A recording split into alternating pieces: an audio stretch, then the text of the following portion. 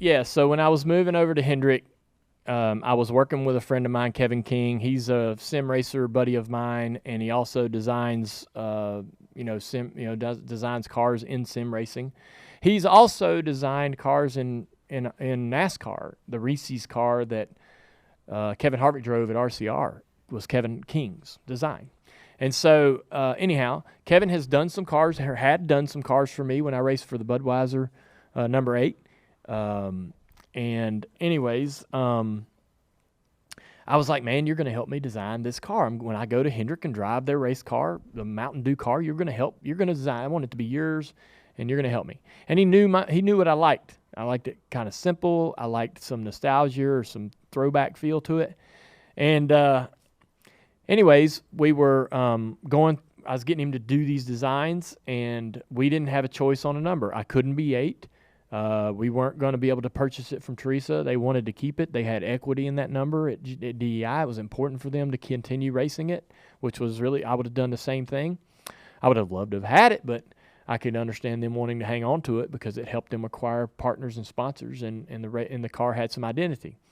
So I'm thinking, well, for my fans, man, I mean, a lot of these people have this number tattooed on their body. What am I going to do?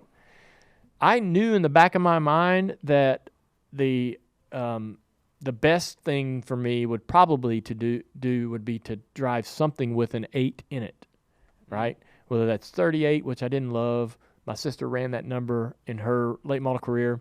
81 was okay. I'd ran that number some in my Busch car a few times, but it wasn't a cool number. My favorite number that's not 3 and 8 or 88 now, my favorite numbers were like numbers that felt masculine. 51, 47, 55, 57. I don't know. For me, those numbers are those numbers have, like a feel to it. Yeah. I don't know how to explain it, but yeah, Mike's they do. Like, but they, the number 50. A1. Yeah. The number 50, right, is it's perfect for a guy like AJ Foyt, right? Right. Yeah. And so, and AJ ran that number a time or two. 51, like I say. And so we were looking at 51. I wanted 51. No one else in my camp, and Rick or anybody else, wanted 51. They were like, 51? What? That's nothing. Why? What's the connection, right? And I was like, I don't know, man. We just start new and just. But then I kept thinking about our fans that love this 8 and had all this 8 stuff. And I'm like, man, we gotta go with something with an 8, and that was everybody else's opinion too.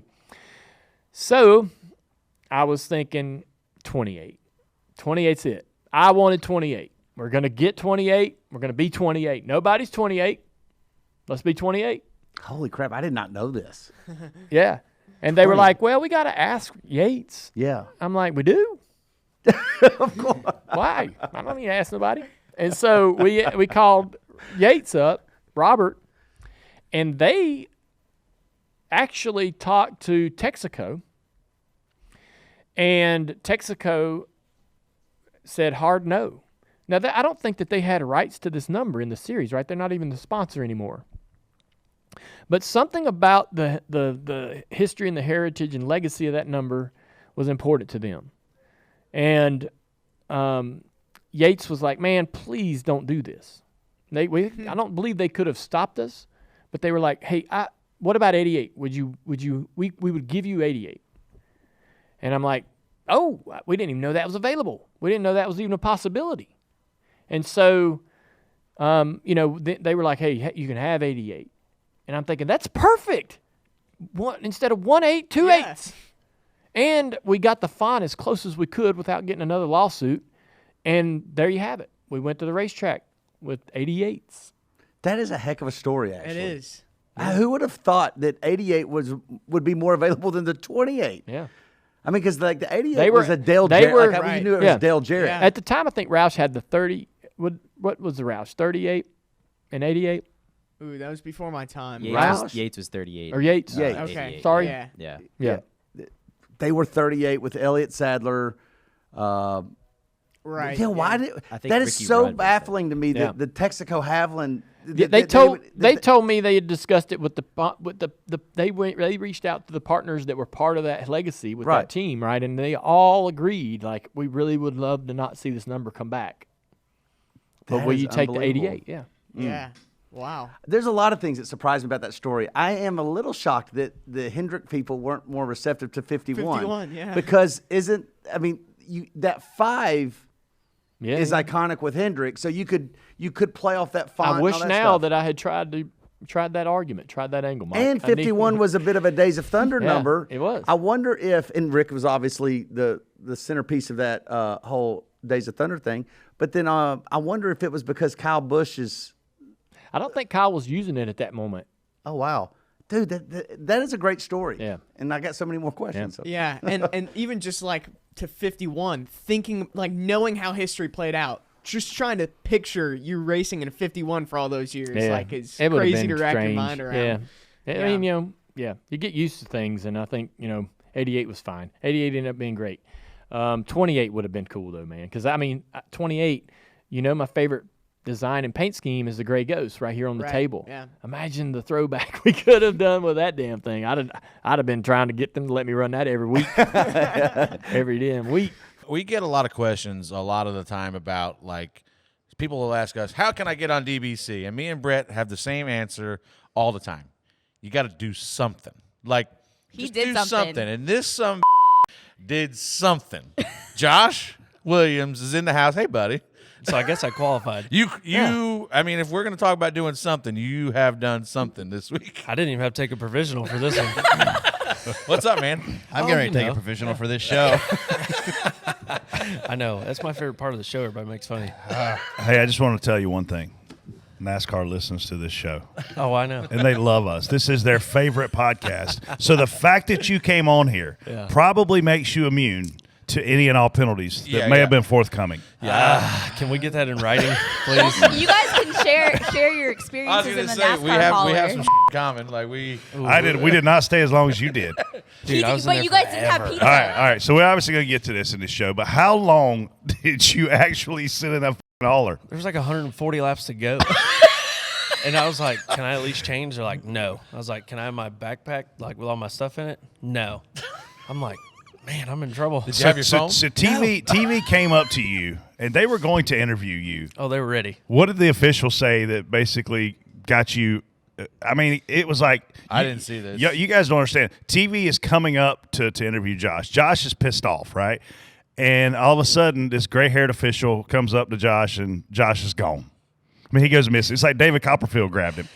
Oh, yeah. Yeah, so they were like, hey, do you got time for an interview? And I was like, oh, yeah, I got plenty of time.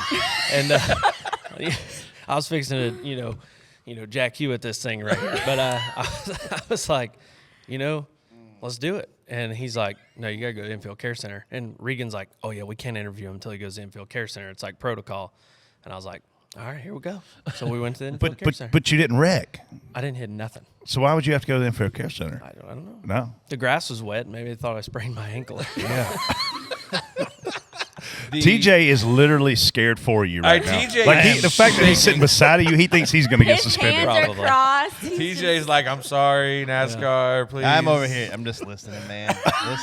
But Josh, you got pizza. They didn't get pizza, so. Yeah. They Well, fed you? at first he was like, do you want anything to drink? We got pizza. I was like, no. I was like, I don't want anything y'all got. And then 3 hours later, I was like, hungry. the pizza's not so bad. So the officials sit around all during the race just eating pizza? Is that what took the caution so long this Oh, weekend? that is we're not going down that rabbit hole. Josh, what was discussed in this NASCAR meeting? Because you guys can exchange stories. Listen, I've been to 2 meetings in there, and here's how my meetings went. You're a fucking idiot. I can't believe you did that. Why are you such an idiot? And you just go, all right, you're right. Yep, that was my back and forth with mine anyway. Yeah. That's because you stole a parking pass. Well, I didn't steal one. Borrowed temporarily. All right. Well, Casey, we might as well kick this thing off. All right, spot on, spot off. Josh, throwing you into the fire. Bring it. You parked your car at the start-finish line and walked away from the vehicle after being ordered by series officials to bring his car to the garage during Saturday's Xfinity Series race. They told him to park Are you that spot thing. on or spot off? What an yourself? idiot. They told him to did park say that park thing, it. and he parked it. I'm Yeah, just they going to did give him say park that. it. I give you props for giving the peace sign instead of the other one. I was so worried. We're on the roof, so I can't. I see Yeah. him. I see Josh unbuckling. I'm like, holy shit, he's getting out of his car. And then he gets out, and I seen the hand go up, and I'm like, oh God, Josh, please tell me you didn't flip the tower off like Will Power style. And then somebody later on go, oh thank God. Somebody's like, no, he threw a peace sign up there. I was like, whew. All right, go ahead. I know my limits. Yeah, I mean, yeah, clearly. I actually waved at the flagman. I mean, we're good friends, right? So I like waved at him. Who was flagging? Rich? I think so. They looked right at me and they were like,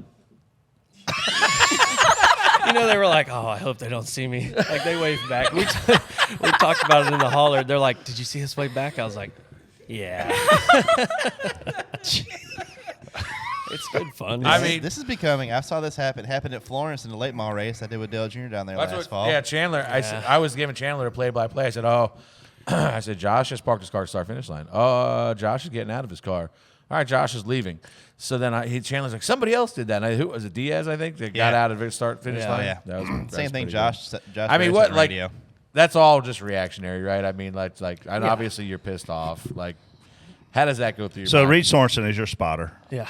Was it Reed, Reed? Let's so blame it on Reed. Let's tell you guys how this works. NASCAR, the Tower, announces these types of things over NASCAR radio, and the spotters and crew chiefs are generally listening. And the spotter's job is to tell you that NASCAR has deemed your car basically disqualified from the race. So Reed tells you what? He said, NASCAR said, park it. And I said, come again? He said, yeah, they told us to park it. And then it got real quiet for a long time. And I'm like, just riding around. And I was like, hello. I was like, are we really done? Like, is this serious? And Yeah, they about were that- hollering on the radio numerous times. Oh, yeah. So at this point, I'm like creeping down the front stretch. Because, I mean, I Just didn't. waiting to hear, like, And I stopped. And I didn't do it right then. Like, I just stopped and I was like waiting. And it was nothing. Apparently, they were all talking to the officials. So I just unplugged and I'm like, I'm just going to get out. I mean, it was like that. I mean, I wasn't like riding around like, oh, I'm going to cause a scene. I was like slowing down and be like, what are we doing? When I teamed up with Budweiser in 1999, I was not a beer drinker. What? Not at all. What? Not at all. Dude, we were going to the first dinner. Boy, did they have an effect on you, man. With dude, the Bushes that own the brand. August Bush Yeah. IV, the family. They were at this dinner in Charlotte. They came to Charlotte to have dinner with me and Dad. We're driving there. And I'm like, Dad, do I got to drink a beer at this thing? He's like, you damn right you do. I was like, Dad, I don't like beer. And he's like, you're drinking one tonight. He said, get one of them red Coke Budweisers, and you're going to sit there with that at the table, and I don't care if you have to sip on it And you're going to like it. the whole dinner. And I'm Interesting. like, all right, no problem. So, of course, over time, I love it. I love beer. This just goes right into my wheelhouse. I don't think people knew that I love banter. I love talking shit. I do. And now I'm just running well enough where I can back it up. I'm feeding off of it. It's great because I get to capitalize on that. Yeah. I'm feeding off of it because I'm proving so many people wrong. And it's like, all I want to do at this point is, if you root against me, I just want to make these next 7 weeks a living hell for you. I do. I want to live in the misery of you watching us run well. Like right now, am I feeding into it, the villain stuff? Absolutely, 100%. Because I've got some confidence. Our team is running well, and it just seems like now, Jared has done some work on social media that's fed these people and the booze, and like you just keep they're getting louder and they're getting more, but we're also getting more cheers than ever. So it's like it's been a fun case study because these pictures of you doing a burnout or anything on the front stretch, and then the fans behind, right? It's cool to see their reaction. And the last 2 weeks, the Darlington Xfinity win and then the Pocono win, middle fingers galore, right? But there's not that at Bristol. There's more like, woohoo, Denny won, or I acknowledge that Denny won and just kicked everyone's ass. Well, what I've noticed on social media is that many people that I see in the comments are like, I just boo because the person next to me is doing it. So that's what my theory is. You don't have any more haters. The haters are just more loud, but you are bringing in more fans of you. If that makes sense. I just think you're taking that neutral crowd that really didn't care, and you're either pulling more of them this way or you're pushing more of them that way. And it doesn't matter which way you're pushing or pulling them, it's good. This is from the bottom of my heart truth, is that I'm not trying to get more fans, but I love the back and forth. I mean, you've been around me. Anybody that plays in my basketball league or golf league, I love talking to people. I just do. It's fun for me. And to me, there's a mental aspect of it that I'm just self-motivating myself through doing it. And it continues to just make me better, right? And so, I don't know. I'm just in a good spot right now, and it's been fun. This whole thing's been fun, and certainly this kind of all started around kind of the Pocono thing with Larson, but it's taken on a mind of its own at this point, and we're just having fun with it. Hopefully, we can just keep it going, right? Because obviously, the first thing someone that isn't rooting for you to do, they're just waiting for 1 week to for you to not do well. So see, I told you you suck, and but you don't. Where are you at? I don't see you this week. They've got that can't tweet, have it both ways. They've got that tweet saved in their drafts already, ready to press send. Right? But hey, I deserve it because I'm not afraid to tell them off too, right? Yeah. So it's Travis, it's fun. I'm rooting for a championship so hard. Just the social ideas that are out there of what can be done would be so much fun. Jared, there's so much work to be done. It's not for me. I know. I'm just along for the ride. That's what actually adds more pressure, because as well as we're running, well, hey, I can't jump towards Phoenix and start thinking about how I'm going to win this championship at Phoenix. I got 6 weeks of work left. There's a lot of this process that is still yet to be done. But again, I've said many times this year in the press and the media before this playoff, this year just feels different. We're on our last day of our trip in Key Largo in all-inclusive bungalows. Everybody that we've met there is having a great time. They're all invested in this all-inclusive vacation. Everybody there is trying to enjoy everything that comes with that, right? And when you do when you do an all-inclusive trip, typically you rarely leave the resort, so you see the same people at dinner, you see the same people at breakfast, and there's a understanding, man, that you all got to get along because your ass is going to be around each other when you go to the bar later that night, when you go to dinner. Everybody has to keep it together, man. Don't start no Right. Right? And so It's an island. yeah, we're sitting there in the hot tub, and it's a kind of a large hot tub, so that multiple people can get in. We're down on one end of it, me and Amy and another couple, and this other group was in the hot tub, a couple guys and some girls that were in there when we walked up, and one of the girls said, "Hey, my son is a big fan of yours." I was like, "Man, that's nice. Tell him." I said, "Hey, we had a very brief but nice interaction. Great people." One of their crew, this fella comes wandering up, and he's been over at the Tiki Bar. And they're like, "Where you been?" He's like, "I've been over here meeting all kinds of people." And he figures out who I am in the moment, walks right up to me and goes, first thing he says, only thing he says, "Jimmy Johnson won a lot more races than you, didn't he?"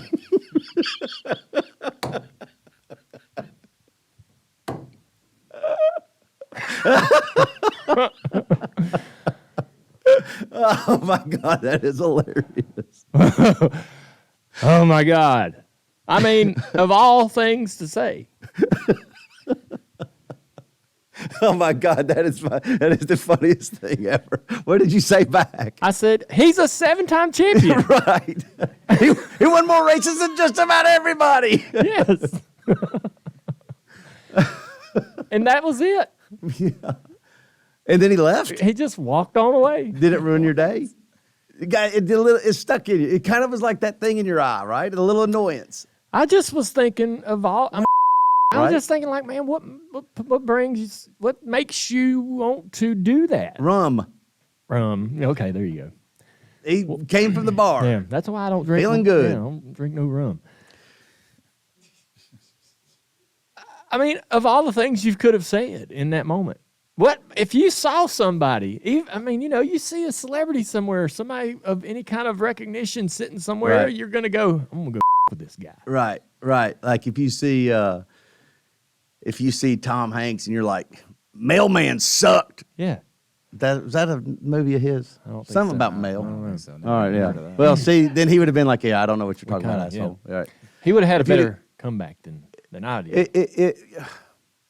That is weird to throw you off, man. See, that's the thing. Yeah. You're decompressed. You're enjoying your life. You're in a hot tub. You're hanging out Yeah. with friends, and all of a sudden somebody comes and steps Yeah. at you. Yeah, I was sitting there thinking, this is exactly one of those moments where something wrong. If I say something, if I say what I want to say, it's going to escalate, And they'll end up on TMZ. and then everybody in this place is going to hear. I mean, it's going to take seconds for it to sort of travel around. Oh, and, yeah. and It'll and get off that. Everybody in the place will know. They have their own version of whatever it is that happened. Jenner's mad at this guy. Oh, I mean, listen, if you would have even come back at him with even a little bit of animosity, then the cell phone cameras would have come out and just started capturing everything. They might have already been out at that moment. I wasn't Yeah. I wasn't really looking around. Well, you diffused it, is what you're saying. You just said whatever. And That's then a good point, man. Could have been. They could have Oh. already had a cell phone out. I don't know. Might have. Yeah. Yeah. I would have. Waiting on my response. I would have. Yeah. Content, man. Man, I was just, that so rarely happens that it was like, I don't know. Okay. I knew. I know the friends you were with. Yeah. What did they laugh? No, not really. Everybody was kind of like, what the hell was that? Why would you do that? That was Boy, pretty you know what? Did Amy show restraint? Because even Amy- she would come off saying, at least getting her word Yeah. in. I think Amy did. Yeah. Everybody was cool. Gosh. Jimmy Johnson had more wins than you. Yeah, he got me. He got you. He got me on You that know one. when you've been got. Yep. You've been got. That was clever. You taking Bell? Just won the dirt race. You had him. Yeah, I don't know. He won there last fall. I feel like it's Larson's week. Actually, I feel like it's Stupid the 11 guy. I think he's Okay, it's let's his get there. turn. Let's just peel the Band-Aid off. We can't I keep hate to avoiding say him. it, but no, my goodness we're gracious. going there. We are going there. Denny Hamlin and Chopper buddies. They play golf, and we have a friend that golfs, and he could never finish. Yep. At holes 17 and 18, you might as well, if he's your partner, you're on your own. So he became nicknamed. Go ahead, Chop. The lawn chair. It just folds up when it comes to the end. He Folds folds up, right goes up in the trunk. That's it. Every time. So Okay. this wasn't Hamlin. This was another friend of ours. Another friend. Yep. But Mr. Hamlin liked to call the guy the lawn chair. He was very adamant about calling him out as the lawn chair. He had the megaphone. Oh, he. So what race was it? Now Chop is a very devoted Hamlin wagerer, which I appreciate. Even last week, I said I wouldn't. I did. Okay. So when did the text come across? Because I saw it finally. When did you officially call him the lawn chair? Was it last week?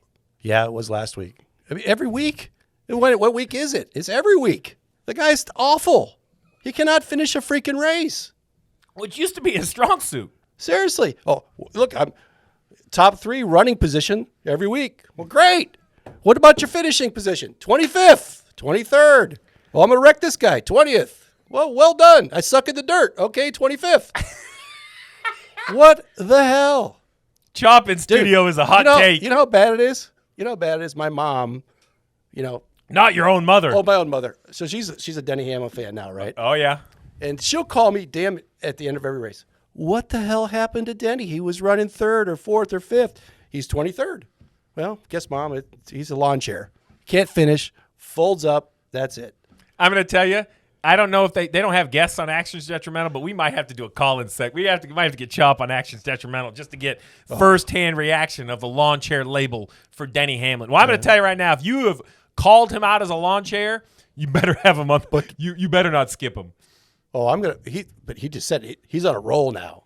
This week in that podcast, he's ready to go. He's hot. He's ready to go. He's on a roll.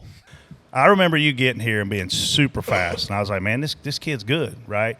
Then I remember you doing some dumb shit, right? We talked about it on here. Freddie has an old saying, if you don't do dumb shit, we won't have dumb shit to talk about. And then it seems like a switch went off, and you have all of a sudden I hate to say matured overnight. I know there was a conversation between you and Dale Jr. where he maybe gave you a little bit of humble pie to have for dessert, right? What happened? What's clicked to make you a better race car driver inside your own head? Because you had the speed. It had to be up here, right? Yeah, I mean, there's a lot of different things. Part of it is understanding like what they mean slow down to go fast, right? Like I would hear it my whole life. Like you just need to slow down. That's a Richmond tactic too. I sat at Sonoma even and I won the pole and I had 16 I feel like awkward, very uncomfortable, like gut-wrenching conversations, right? Like with a bunch of the Alliance, like Trackhouse, like Daniel Suarez is filling in, Worldwide Express, Nice, all the way down the chain, my team, that team, everything. And I had conversations with almost all of them, and all of them were uncomfortable. And all of them were, just slow down a little bit. Like, you'll go faster. I'm like, what do you mean slow down? Like, I always thought you had to win the race because you're the fastest guy. You had to, like, boxing, like, mentality. Like, that's where I came into this. I thought, if I'm in a boxing ring, I'm going to just keep punching. I'm going to figure out how to keep punching, and you get that last round, you just start swinging. You don't worry about how tired you are. You don't worry about how much breath you have left. You don't worry about anything. You just plan on laying in the ground the second the ring goes because you're that tired. Like, that was my mentality driving, and I was just going to – why wouldn't you put 110% of all your level into every lap you run? And – took it way to the extreme. Like, I was way to the extreme. I agree. At times we saw that. Desperate in every moment. Thought I should win every race or have a shot to win every race. At times I would, like, have a shot to win, right? And you see it all, something happens, flat tire, anything.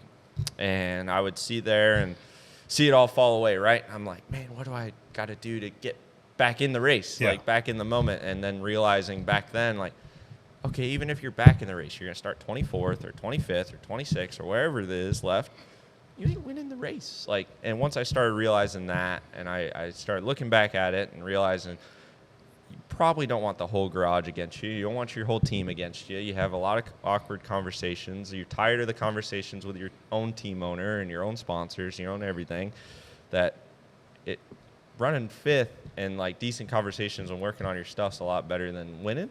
And I was just so focused on winning. And once I got the first win, I could kind of realize, like, I thought it would fix itself, right? Like, and like I didn't have to make a change. Like, I very much thought, I don't know if it's the arrogance as a race car driver or whatever, like, oh, I'm not the problem, right? And then I won a race. I'm like, oh, everything's going to fix itself. My hands are clean. Everything will fix itself. Yeah. And then go to Martinsville, and then all of a sudden I'm having these conversations. I'm like, I won the race. Like, why are these conversations It didn't fix it. Why are these conversations still happening? And then got sat down, had more conversations, had the big piece of humble pie with Dale Jr., and then I'm like, whenever it clicked.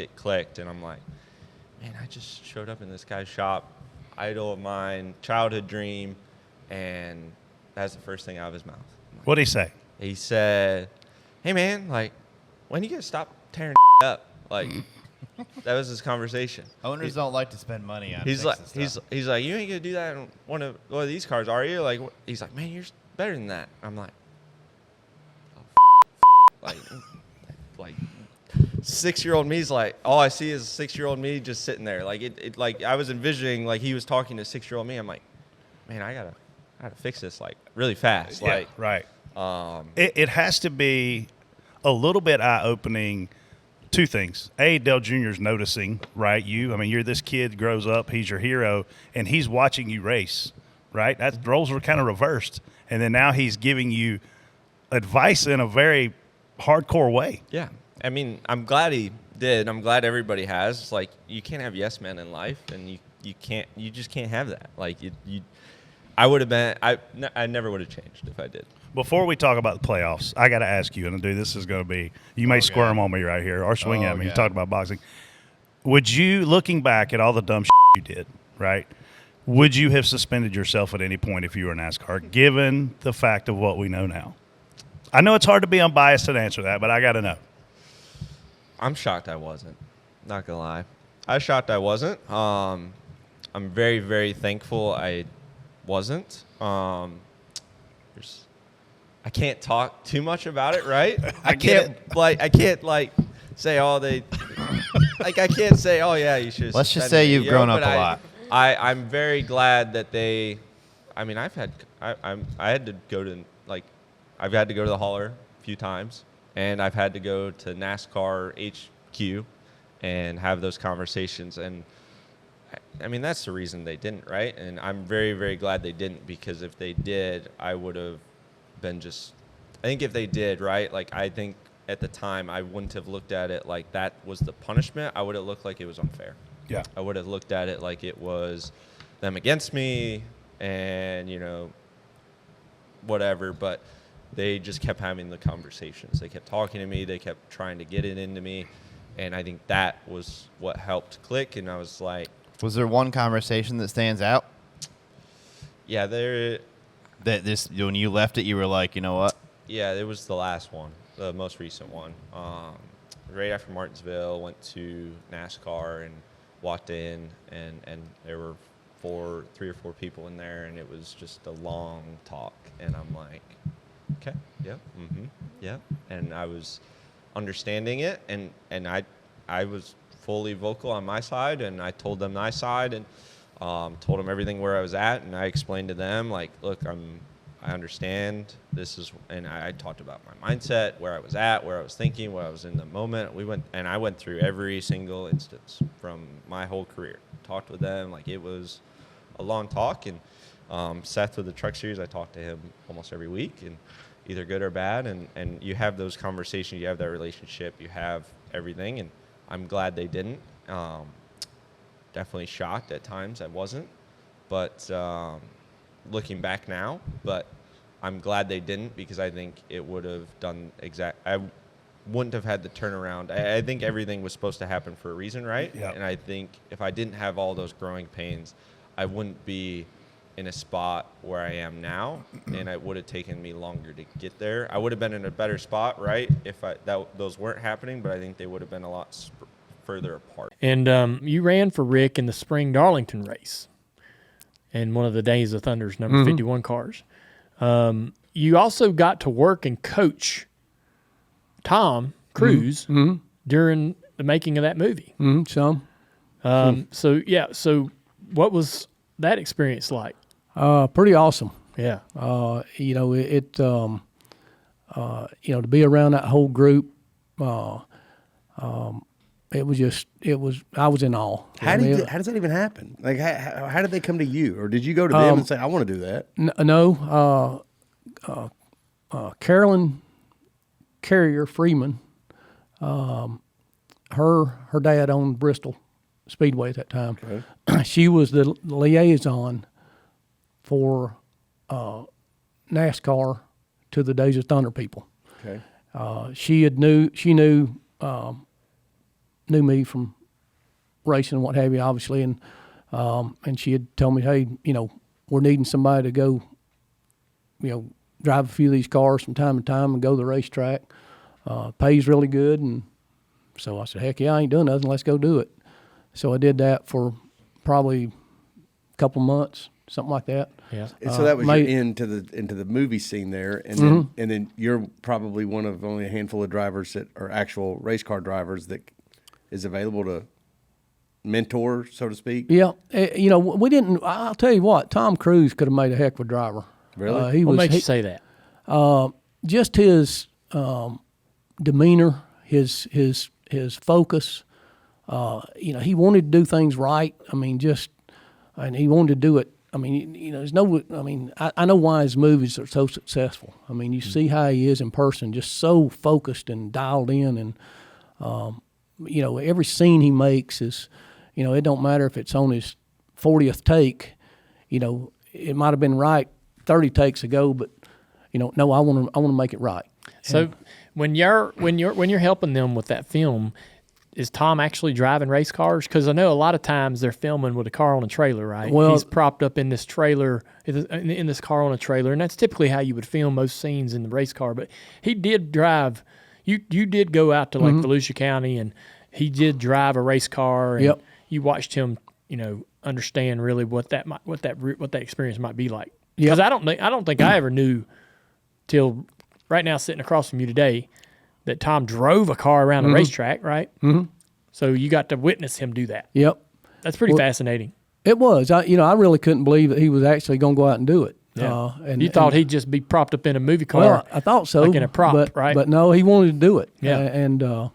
When he went, it was funny not funny, but we went out in the, got ready to go out, and he was buckling in and all that stuff, and I was kind of walking around the car as I always do, just kind of look and make sure nothing's getting ready to fall off, or all the lug nuts tight, hood pins in, nothing. I looked always front suspension, anything like that. Anyway, so I walked around and tell Tom. I said, now I'm gonna warn you on something here. I said, this car, they have a what they call a floating sway bar on it. I said it's attached on the right side only, and the left side has a rub pad.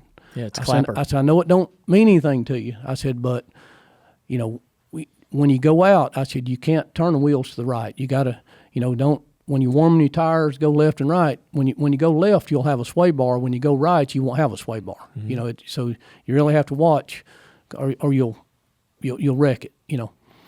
So man, the first thing he does is roll out on a racetrack and makes one lap, and so then he comes down the front straightaway and he starts warming the tires up, and immediately the car turns to the right.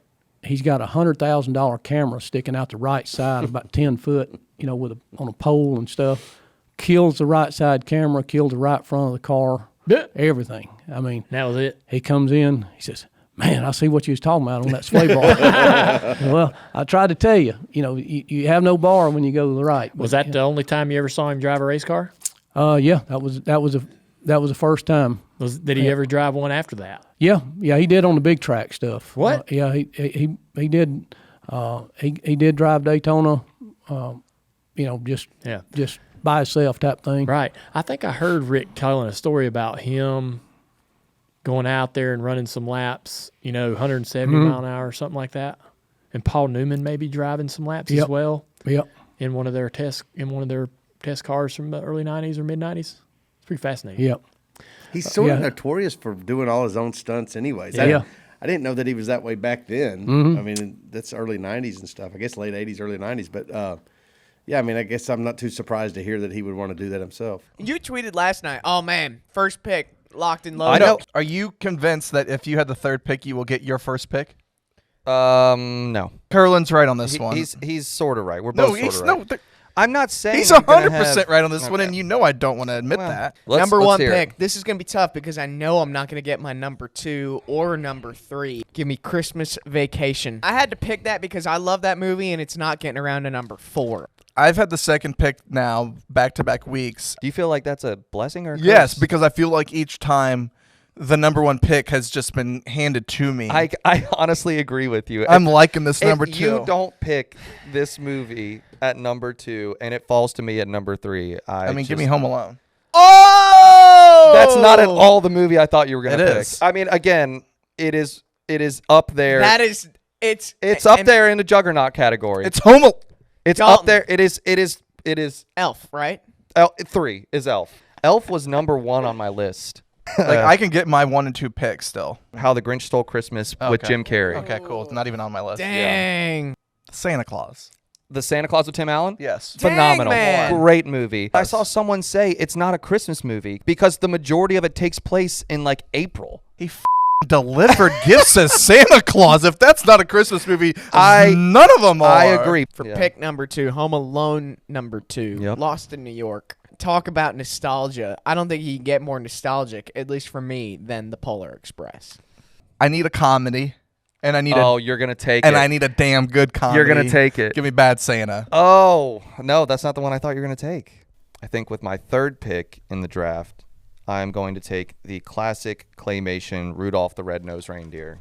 It's a household favorite of mine. I don't think it would make anyone else's list, but again, another movie I quote all year long. It's an inside joke with our family, and I'm going to go with Four Christmases. Arnold Schwarzenegger, Jingle All the Way. Jingle All the Way with Sinbad. Yes. Great movie. Give me the Muppet Christmas That's a good Spectacular. one. That's a good one. For number 4. The Christmas Spectacular or Christmas Carol? Oh, I don't know. The one with Michael whatever Caine. the Muppet one is. He doesn't even know. Yeah, that one. Yeah. One. I'm going on offense here, and people are going to hate me for not seeing this. Give me Die Hard. Not a Christmas movie. Yep. No, it doesn't count. Okay, well. That's the one my mom texted me. It's your birthday, but no, it doesn't count. It's not a Christmas movie. I don't give a The night before.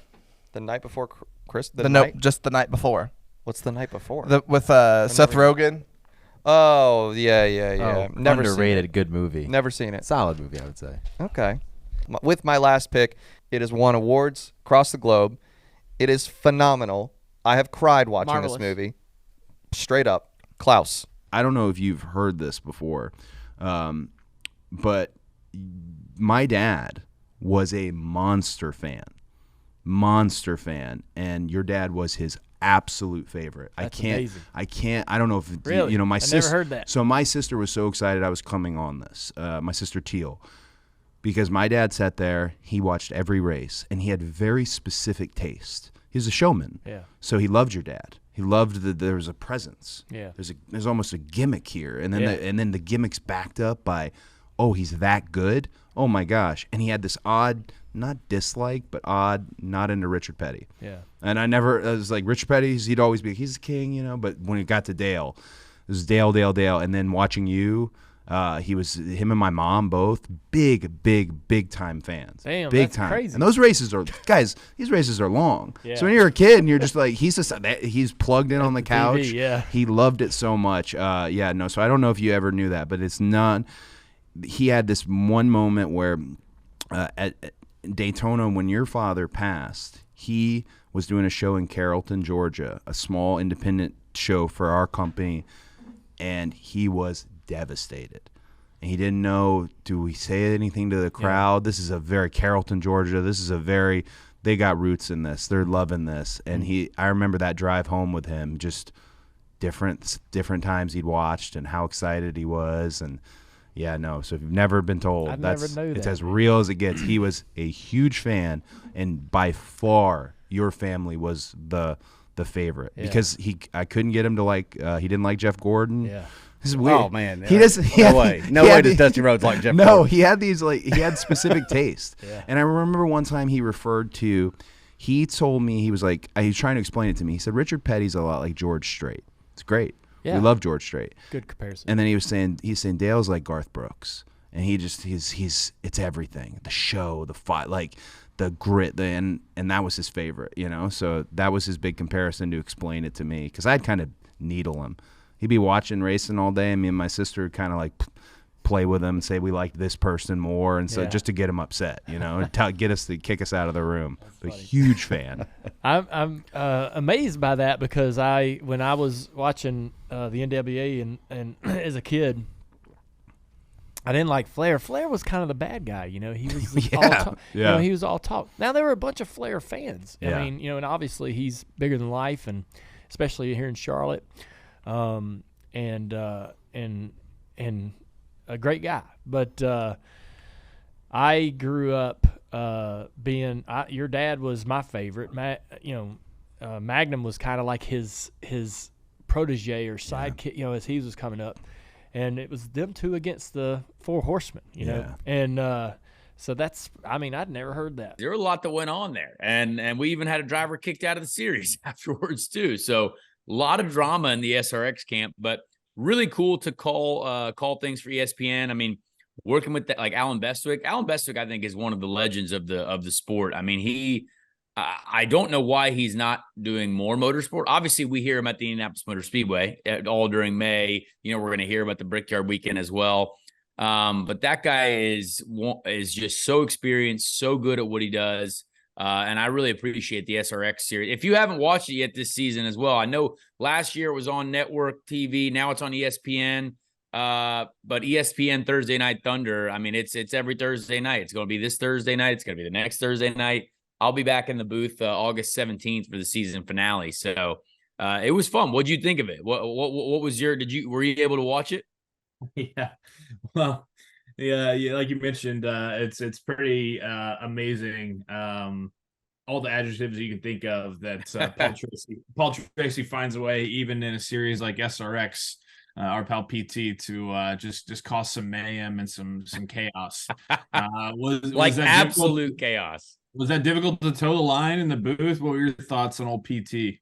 Well, it's tough. For those who didn't watch, Paul Tracy's obviously involved. Joseph Newgarden, faces, friends of our show, people that we know from open wheel racing. Elio Castroneves, my teammate, recent teammate, was there. And Paul has this bad boy reputation, which is actually awesome. I mean, for years he's been known as that, and it's been kind of funny, and it's been awesome because everyone needs that. And he's lost, like, I gave him a lot of credit in the broadcast as well the guy lost like 50 pounds over the offseason to come back. And I mean, he looks completely different as well. It looks like he's going champ car racing again, like next week. It's incredible the effort that he's put in because he wants to be better at this. That's the drive in a driver. You know what I mean? Like that's why we're so passionate about it.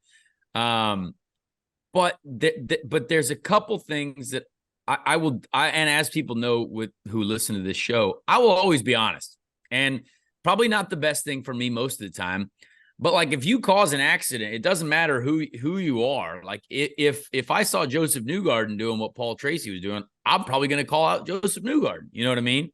But there was a little bit of desperation. There was some accidents the previous week as well that he was kind of already on the limit for. And you've got to remember, with this series, it's supposed to be entertainment, right? It's supposed to be a series that these team owners, Roger Penske, Chip Ganassi, Hendrick, Childress, any of these folks will allow their drivers to do because they think it's safe. You know what I mean? Because they don't want it to be damaging them on race weekends. But when you see big shunts like we saw, over last Thursday night, it might make team owners think a little bit. You know what I mean? It's kind of a shame to see that. And it isn't really necessary. Like, yes, we all want to race, and they all want to race really hard, and that's what makes it entertaining. But there is a way to do it without completely writing off cars. So, there's a little bit of rubbing. Rubbing is racing, as they say. But there was that accident just kind of put it over. And again, they were side by side, and Paul just tried to get on the throttle a little bit aggressively. To give him credit, that probably turned out the worst that it could have turned out overall. That wasn't like a really intentional just driving into the back of somebody. But because of where he was in the field, because of how that could have been avoided when you're racing side by side, it was just it was a shame how it worked out for Paul. Like, I don't want to throw him under the bus too much, but there's definitely enough there. If you look at the last couple of weeks where you're like, hey man, like maybe let's just pump the brakes a little bit. That's all. And I like Paul. I like what he's all about. He's a very talented driver, but he has been suspended from the SRX series. So I don't know if that's indefinite or not. I don't know what's going on, but it was pretty crazy to watch on Thursday night how it all took place. It almost felt awkward in the booth. Like, both Alan and I were like, "Oh, yikes!" Like, faces, going to break. That is not good. Yeah. Back to you in the booth. Yeah. Thanks. How do we toe the line on this one? Yeah, the official statement from SRX. Right after it happened, Superstar Racing Experience has announced an immediate suspension of driver Paul Tracy in relation to yesterday's on-track incident at Pulaski County Motorsports Park. It just says immediate suspension. Doesn't say how long or indefinite or anything. Did pretty much just a straightforward, from Don Hawk statement of, we take issues regarding driver safety extremely seriously at SRX, yada yada.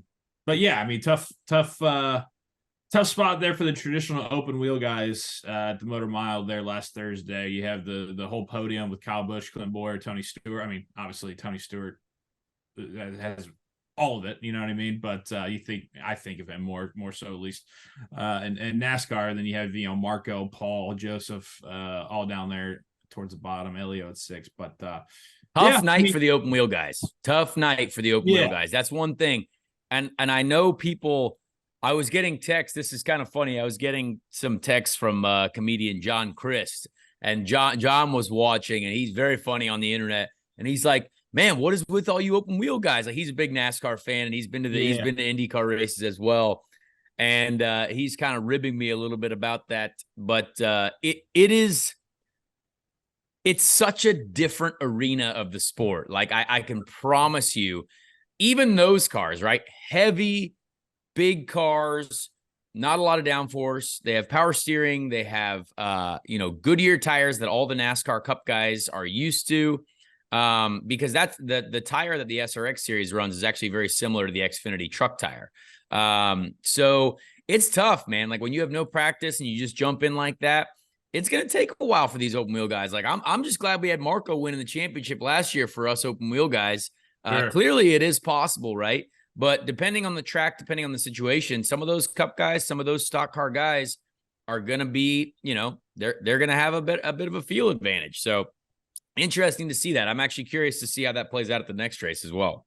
There in the Ozarks is referred to as a float fishing capital of the world, just beautiful streams. And so I grew up fishing. I grew up loving to fish on the rivers. And then when I was 10, they built Table Rock Lake, and I went to open house with my grandpa. He was pretty upset because it flooded his best fishing holes. I can't repeat what he said, but he was not happy. But what we didn't understand, it created habitat, and the fishing became great. So when I was like 21, I fished in the first national bass tournament, and I met fishermen from all over the country, and I just knew I wanted to be around the sport of fishing and try to be in the fishing business if I could. Yeah. My dad had a liquor store on the way to the lake, so I went. There was a Gibson discount store there in Springfield, and they had a good selection of gear. But I kept going in. That manager, I was a good customer. He said, "John, I can't get permission from the home office to carry all these lures like Bill Dance and rolling all these fishermen were using." So then I talked my dad into put tackle in the store, and we just called it Bass Pro Shops. So the first Bass Pro Shop was a liquor store with tackle. Yep. And where was it? It was in Springfield, Missouri on South Camel. And that store was about the size of a lobby, like in Concord. It was 1,500 square feet. And that's our only store for the first 13 years we were in business. 13 years, that was the store. Yep. So when the first week, right, what do you got? Just like a rack of lures that your dad gave you this little corner over here, or what? Yeah, pretty much. So I had this buddy of mine, Steve Reed, was a fishing buddy, and he worked at a convenience store. So I talked Steve into coming to work with me. My dad is interesting. He didn't loan me the money, but he co-signed my note at the bank because he wanted me to know the obligation, the responsibility. So we got $10,000, and I got a U-Haul trailer. We went over to Tulsa. There's a little shop, Okie Bug, and they wholesale out of the back door. So we filled that up and put a padlock on it. Went out on town honky-tonking. We came back. The trailer is still there because if that trailer. That would have been the end of the company before it started. Yeah. So That'd anyway, have been a bad decision. Yeah. Anyway, everything worked out. So we just, like I said, we called it Bass Pro because it was real descriptive. We wanted to just be specialists in bass fishing gear. Okay. Okay. And so you brought all that stuff back to the liquor store. Yep. And how much room did you initially have in the store? What was your footprint? We had 2 gondolas that, I don't know, it was probably half the size of this room, if that. And I love this room, by the way, on the podcast. It's a very friendly place here. Oh, yeah. Thank you. All right. So. Oh, yeah. So was it like day to day? You just in there selling fishing lures in the back of the store? Yeah, because you're in your 20s, right? Yep. Yeah. And so, and every time we'd run tackle on sale or lures, and he'd sell some more beer, but we kept pushing this beer over and putting more bait in there. I was going to say, after 13 years, how much space did you have? Yeah. Well, we started a catalog a couple of years later, and that's how our business really started to go, was more catalog and still just had that one shop. Yeah. In the 70s, starting to come. What was the moment when the alcohol left the building? It never did. Really? Yeah. Yeah. I mean, we moved down the street. Right. And opened up. It was kind of ironic, Dale, because that Gibson's discount store many years later, it came up for sale. Yeah. And so we bought that. It was 80,000 square feet. So we had moved our warehouse in there. We had a store that was 20,000 feet. So Yep. and then we had a big window. Customers could see their orders being filled in the back, and had our offices, everything. So that's where our headquarters store, where you've been, you guys, before us. That's where it is today. We Yes. just added on to it over the years. Okay. And what's become of the original building? It's still down there, and we took part of it and recreated a little replica museum of the original store. Yeah. And every time there's some important meeting in their company, I love to go in there and just stand behind the counter. It stirs a lot of emotion, like where did we come from and how important it is to listen to customers, whether you want to or not, and for your people. So it's still there as part of our little museum. I thought we were all in agreement that this is great. The regular season finale, finishing in Daytona, was one of the best things NASCAR has done. Yeah, I mean, it just gave everyone, right, 25 races to point your way in. And if you just ain't going to get there on points, you got that one race at the end. Everyone has a chance. Try. Yes. Right? And then you got the bubble people like, holy shit, I hope someone new doesn't win. And now, I don't know. I just can't make sense of the change of not just moving it out from the regular, but moving it 1 week. I guess what explanation, again, I'm just using Ben Kennedy's media availability here to try to rationale with the thinking of this, is that, well, Labor Day weekend at Darlington means a lot. Who gives a f*** about that? I don't get it. Like, they're putting emphasis on, like, that people really care about. I'm going to Darlington because it's Labor Day weekend. No, you're going to Darlington because you live in the area and you like NASCAR racing. Right. Yeah, I'll say as a new fan, However, I don't care that Labor Day and Darlington go to, like, it doesn't bother me as a new fan. I don't give anything about it. However, can I say this? Yeah. Or are you going to be devil's advocate? Because I need it. Because people with normal jobs have off on that following Monday, right? Okay. And this race is at 6 o'clock and ends at midnight. Okay. I see your point. Yeah, I mean, I think about it. Is now. that my kids get to go to that race, and I'm wondering, and I usually stay the night after the race because it's so late. And I guess you're right; they don't have school the next day. And this weekly schedule is kind of up because of the Olympics. So stupid question. Why not just run it Saturday night then? Why does it have to be Sunday? Yeah, it doesn't fall on the same date every year. It's just Labor Day weekend. Yeah, you could. Okay. So mess up the Xfinity scheduling? I don't know. It's just, I scratch my head and I bang my head against the wall sometimes because I think that NASCAR makes decisions to, make a very small crowd that maybe seems loud on social media or something. I don't even know. That ain't this problem. But they just adhere as like, yeah, we're going to make changes because our fans want blank. Like, what fans are you hearing or seeing? Let me throw out another one. Saturday night for NBC would be college football that weekend, where the NFL probably hasn't started yet, so they want that Sunday night. Okay. Well, it has become abundantly clear to me then we have too many races. Do you have any good creativity stories in terms of engineering the car and trying to get the best out of a vehicle? Give you, for instance, even testing for, for Firestone. I'm the first one that actually identified the importance of stagger on the super speedways. We always had equal tires. But I was testing in Hanford, California. That was in '69.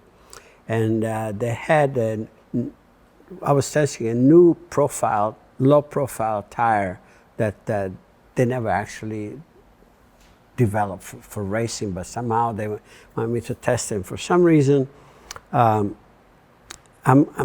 going down the straightaway, you know, and the car is pulling to the left. But Hanford was a extended mile track. Turn 1 was tight radius, like a mile track was, the mile. And I was really quick through that tight radius corner. But I was, you know, giving away. You know, I was loose the rest of the way. So I come in and said, try to get a tape, you know, to measure, you know, the circumference of the tires. And sure enough, you know, the right rear circumference-wise was like 2/10 bigger than the left rear. So I said, okay, you know, I didn't say anything. So I put more crossweight in the car. Went to the mechanical side to compensate. And then I told one of my engineers at Firestone, which is the only time ever that I asked for something different, a favor. I said, this is happening. Because I always wanted to be honest with them.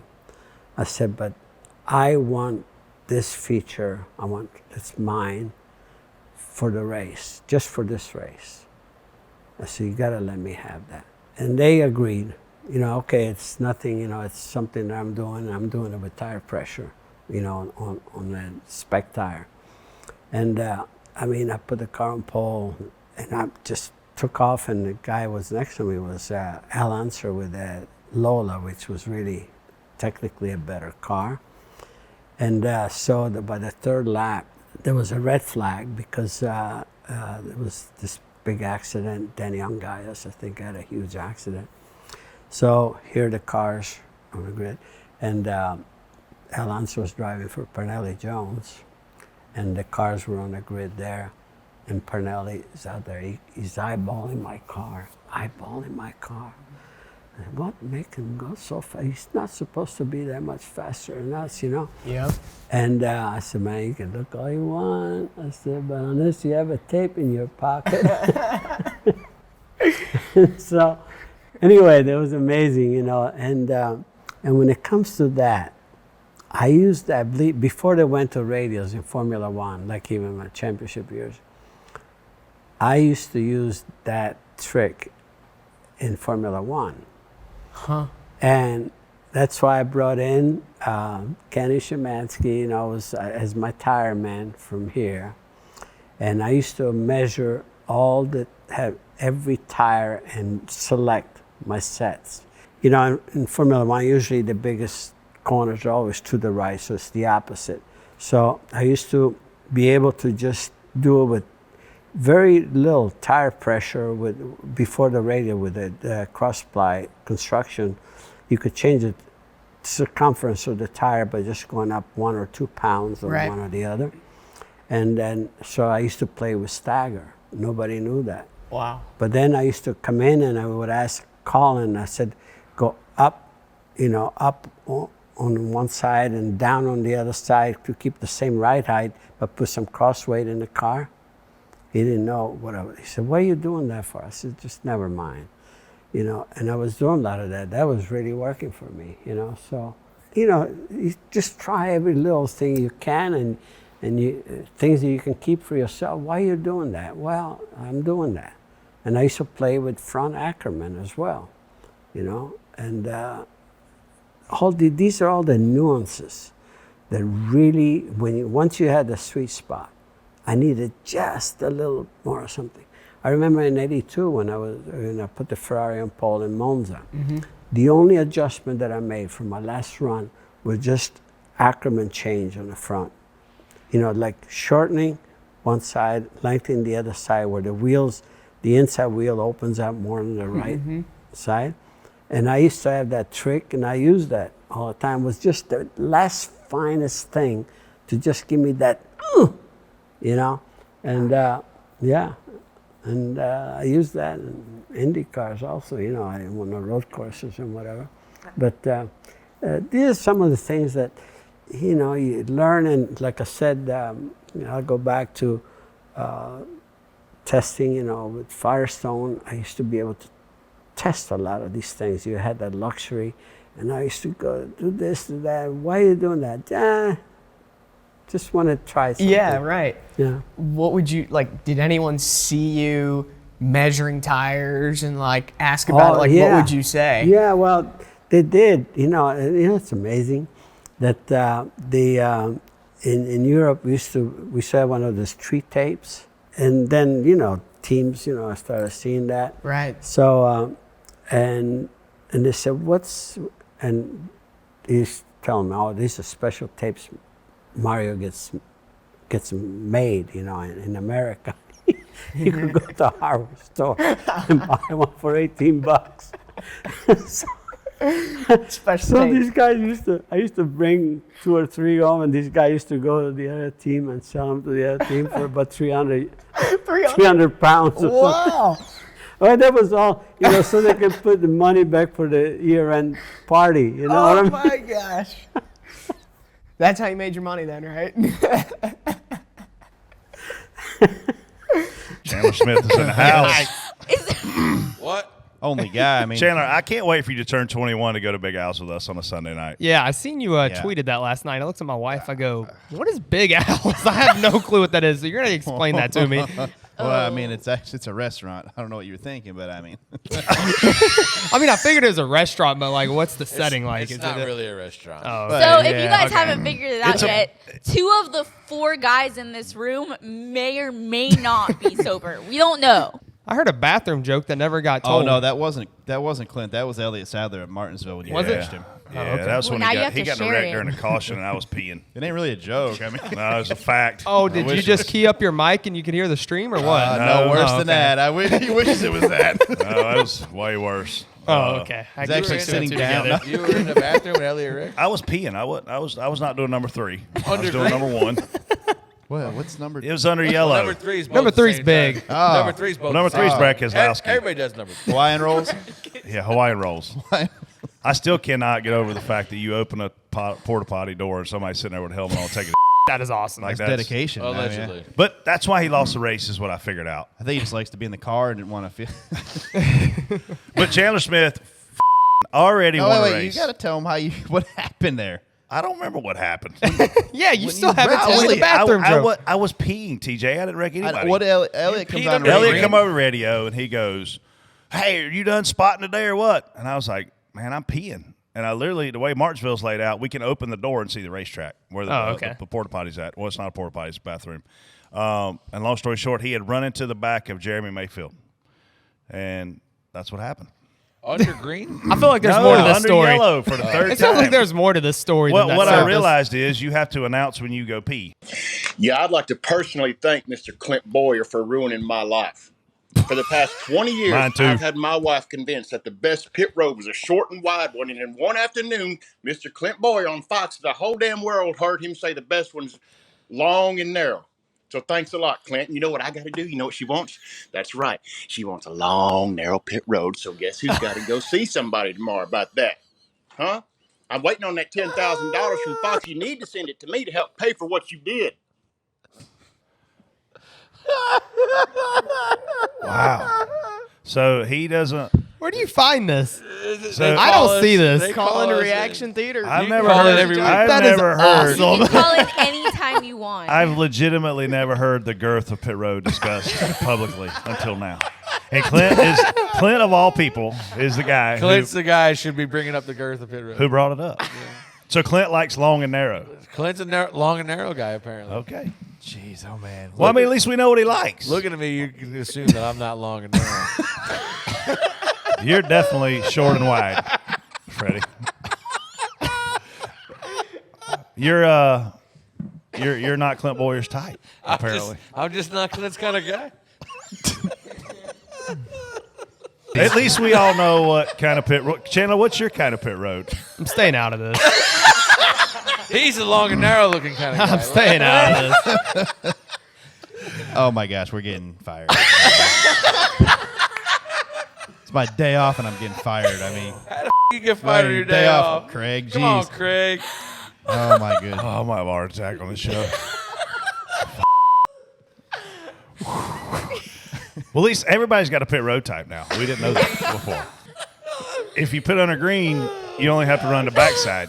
All right. If you put on a green, you gotta run. I want to thank everybody for listening for the last 5 years. The Atlanta pit road was great. I mean, that was horrible.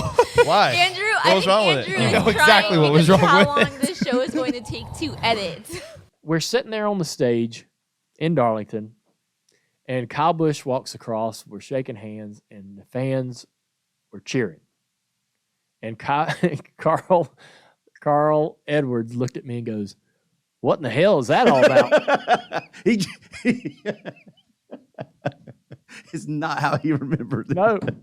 I said, Kyle went to drive for RCR and Chevrolet, and all is forgiven. He thinks he's asleep. He thinks he's dreaming something. He goes, "What the hell? This ain't adding up." I told him. I said he went to RCR and drove a Chevrolet, and all is forgiven, buddy.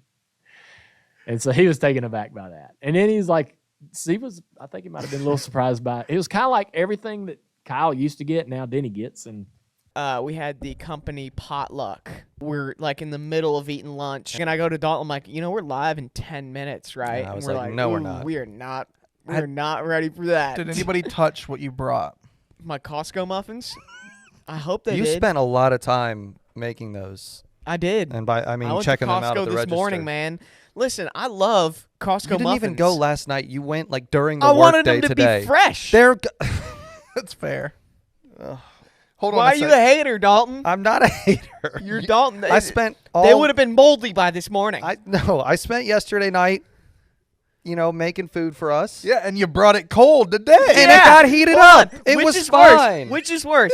I bring in No shot. fresh, delicious Costco muffins, or Dalton makes his green beans. Last night he brings them in, and like while everyone's laying What am I food supposed out to on do? the table, Bring he's an like, oven "These too?" are frigid cold. Yes, they I'll had just the bring heat- my grill with they me. had the heat Just to heat warmer. 'em You up. bring a crock pot. Everything worked out. They got heated up. It took about 5 seconds. Because somebody else had to take I'm time out of pissed. I am pissed. Unbelievable. Somebody had to take time out of their You morning. guys, you brought a fruit tray Yes. and you brought muffins, and I spent an hour and a half cooking last night. You guys but can both you kiss could- my ass. you I could've- don't care. You could have brought the green beans out sooner and got them warm or something. Instead, as we're getting food, No one complained. I had multiple people come up to me and say, "Wow, those are really as good." we were plating Really? our food. Not one Really? person said about There your is a fruit or your woman- muffins. I'm pretty sure they moved my. You know muffin- what? This is where they- I draw the line. This feels like Thanksgiving now. Actually, it really does. So there was somebody microwaving your green beans while you were getting a plate full of your food. You didn't even warm them up. Travis, until you bring a meal that takes more than unpeeling the lid from it, then we can talk. Yeah, Travis. You Freaking too. No, fruit you tray. shut up too. Well, I can tell you, I finally found a way to deal with him when he was my neighbor. I put Pat, my wife, on him. And believe me, she was after him all the time. Yeah. Music's too loud. Quit parking the cars in my Yeah. driveway. I think it took her about 18 months to run Denny out of the neighborhood. He was gone. We had weekly parties at the house. Listen, I bought the house because Joe was still at Washington. He was still coaching, and I'm like, well, he won't be back anytime soon, and I'll be out of here by the time he comes back to the racing team. Oh no! Well, he came back 1 year later, and next thing you know, we're truly neighbors. So when I have people over, they happen to fill up the street and they block his entrance to his house, and I get his wife Pat writing notes on these windshields saying, "Don't park here, don't park there, turn the music down." We would have late night basketball games with a few of the Charlotte Bobcat players. Raymond Felton came, and a bunch of different guys. They'd come over and play every now and then. And but we would play late into the night. So, but yeah, it was a interesting dynamic we had as neighbors. But I sure am glad I moved off that street. Okay, my favorite story on that. I got one more story. So they had a big party. I knew it was Saturday night. Stuff's going all night long and everything. Saturday night. Yeah, and so I come out the next morning and my jet ski was messed up. So I'm out there with the jet ski and it's messed up. And so all of a sudden I hear a bunch of them around the pool, okay? So I'm focused on the jet ski and all of a sudden I heard this splashing of people coming towards me. And I turned around like this, and there were two girls, I swear to you, that were half dressed. Okay, and here they come towards me, and I'm kind of going, I'm looking, what is this? And so they come over and they go, hey, Coach. I went, yeah. They said, hey, I left my purse on the other side of the lake. Can you take At the me over sandbar. Can you take me over there on the jet ski? Okay, now, Pat is on the back porch. I'm looking up at Pat on the back porch. I got this girl is asking me, and I turned around and I said, not on your life. I said, and then I looked, and they're all standing back at the pool and everything. I said, there's your group. Go get those guys that take you across. Could you imagine seeing Joe with these two chicks on the back of his jet ski, taking them? Because we lived right across from the sandbar where everybody would kind of boat together. And so, they asked Joe. I mean, why they didn't ask me, I'm not sure. But they saw someone tinkering with a jet ski out, my neighbor, and they're just like, hey, come give us a ride. They didn't know he was my boss or anything like that. So, very awkward morning that day. It was. Sorry anyway, we got him out of the neighborhood. That was it. I like the context clues in this, though. You said Saturday night, jet ski, so it must be fairly warm. So it's not November through January. No, it's an off weekend. Okay. Yeah. Okay. Where's this car at? Still at your place? It's still at my place. We come to your dad's because your grandpa had a meal and a lay up there. You did. In the little shop. So you went up there some? Yeah. And then I'd see you and Kelly outside, y'all were kids and running around in diapers at the time. Mm-hmm. Really? Oh, yeah. Wow. Yeah. Yeah. Yeah.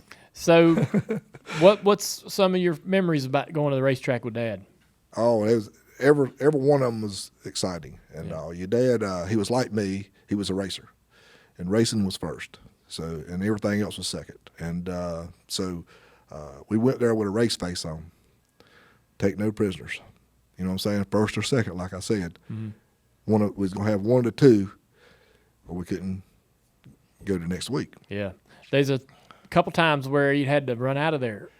He did. As a matter of fact, it was really the first big race that Dad had run at Metrolina.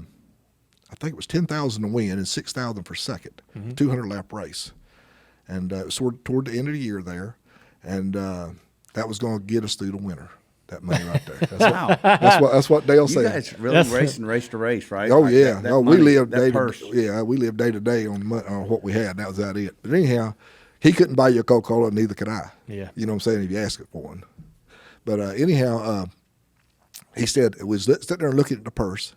Was sitting on the back of my truck, and Dale said, we got to have one of these two to get us through the winter. We got to have that. Yeah. I said, that would really be nice. And so we got a Dodge. We rented a Dodge then, a Bush Dodge, called Bush. Bush Beer was on the sponsor. And number 1. And we qualified, I think we qualified third. And Haywood, I think, was on the pole. And Haywood's driving Robert G's car. He's driving Robert G. He was very tough. Yeah, that was a good old race car. Oh, he was hard. He was the one to beat, I know, between him and your dad. But anyhow, this Dickie Anderson guy, he comes up, and he's a hot shoe from wherever, Florida or wherever he's from. Anyhow, he's something happens to him, he ends up in the rear. But anyhow, your dad, we lead like 140-some laps of that race and all. It's a 200-lap race, and like lap 85 to go. 15 to go. Lap 185 right along in there. We got a hole knocked in the radiator. Damn. And I said, oh, shit. I see it steaming coming out and stuff like right there. And I see your dad slowing up, and Haywood's catching him. And this Dickie Anderson done worked his way up. He's coming quick. Oh, my God. What's going to happen here? We ain't going to have no money. Yeah. You know what I'm saying? I know your dad's thinking the same thing. We don't have the radios back then, but I know what he's thinking because he and I were alike there. And here comes Haywood by him. He passes him. He runs at him, nudges him, but he don't get Haywood out of shape like he needs to be. Here comes the Dickie Anderson car by him. He gets him right. He plants him, and there's 3 guardrails there, and he's the third middle guardrail. Damn. When it's all done. Send him into the fence. All you seen was the back bumper. He was that deep. Damn. Oh, yeah, he was deep. But he didn't have no choice. Had to do that to get the money. There wasn't a cloud in the sky. Wasn't calling for no rain. And I mean, and the fence is coming over. The people, I mean, they red flagged the race because he's stuck in the gate, you know. Yeah. And so here comes all the people. I mean, it's fixing to be a hell of a ride. You know what I'm saying? I mean, they're gonna kill us. Simple as that. And who? His team. The fans are mad. Yeah, the fans. We were the bad guys. Yeah. One, because that was my dad, and Dale was rough. Yeah. You know, he was a take no prisoner type of guy. You know, at the time. Yep. And anyhow, they didn't really like us, none of us. But anyhow, here everybody comes, and all of a sudden, and like I'm telling you, there was not a cloud in the sky. There wasn't no rain in the forecast, and the bottom falls out. Yeah. Your dad gets out the car, comes running over to us. He's driving my '73 Torino that I give him. He's got no license. He ain't got no license. Oh no, your dad didn't have no license for a long time. What happened? I don't know. You like to ask him that. I know you can't. You can tell it. We'll take it out. It ain't live. Yeah. Oh, I would say that he has a couple of DUIs and stuff like it right no there. Shit. Oh yeah. Yeah. Yeah. Damn. Yeah. He didn't have no license. He didn't have no license. They held about 31 years old probably. No What the hell? Yeah. Damn. That's crazy. Good heavens. Yeah. I would say it's at least 31 for him. He's a wild man. Oh, yeah. Yeah. Hold up. All right. But I want to hear more about the having to climb your way out or get out. But wait a second. Are you saying that the race ended early because of rain? It was red flagged because Dale planted that guy in the Dickie Anderson. Yes. Was Dale in second? Dale was in second. So Haywood passed him for the lead. Yes. And so Dale got his hole in the radiator as the leader. As the leader. Right. And then so he must have just, got it, with a lap car, somebody he was trying to race just to get by, gets into him, gets a hole in the radiator, something like that. It's something. hard. It's hard. Right, to it's say. hard to say. That's right. And then Haywood gets by him. Dickie comes by. He wrecks Dickie. Right. That causes a red flag. Then an act of God, the rain comes, and that's how the race ends. Yes. He gets second place money. Yes. And now you guys are running for your lives. Yes. Well, Dale jumps out of the car, and they start running for him to kill him, and they're running over to my truck where they're going to get me too. And here Robert G is parked right beside us, and he's standing there, and he pulls out a little pistol, and he's put it to the side like it right there, and says, "Don't come over here, boys." You know he is. Yeah. Boys, don't come over here. Here comes Dale running. My car is parked where there's a fence, 6-8 foot fence there, and it's got like a slope with barbed wire on it. Dale runs towards my truck, jumps up on the hood with one foot. The next foot's on that barbed wire, and the next foot's on the ground. Wow. He and Teresa are in my '73 Torino and gone. The original American Ninja Warrior right there. Like Exactly. I'm telling you, Spider-Man doesn't do that. I'm telling you, he was like a deer. He was like a deer. I didn't know he could run that fast. Oh, my heavens. That's God's honest truth. Damn. He is hauling the butt down through there. And like I say, 1 foot, it's a 73 F-350 truck, tow truck. Mm-hmm. I believe it. Bam, bam, bam, just like it right there. I mean, I'm telling you, I ain't believe it. And then here we're sitting there, and me and Dennis Beaver and a couple other guys, what we gonna do? You know what I'm saying? You can't do that? No. We can't leave. You know what I'm saying? You can't leave. You got a car, still got a car and everything But else. Robert had quite a few guys there with him, and he stood on the back of the truck there and guarded us.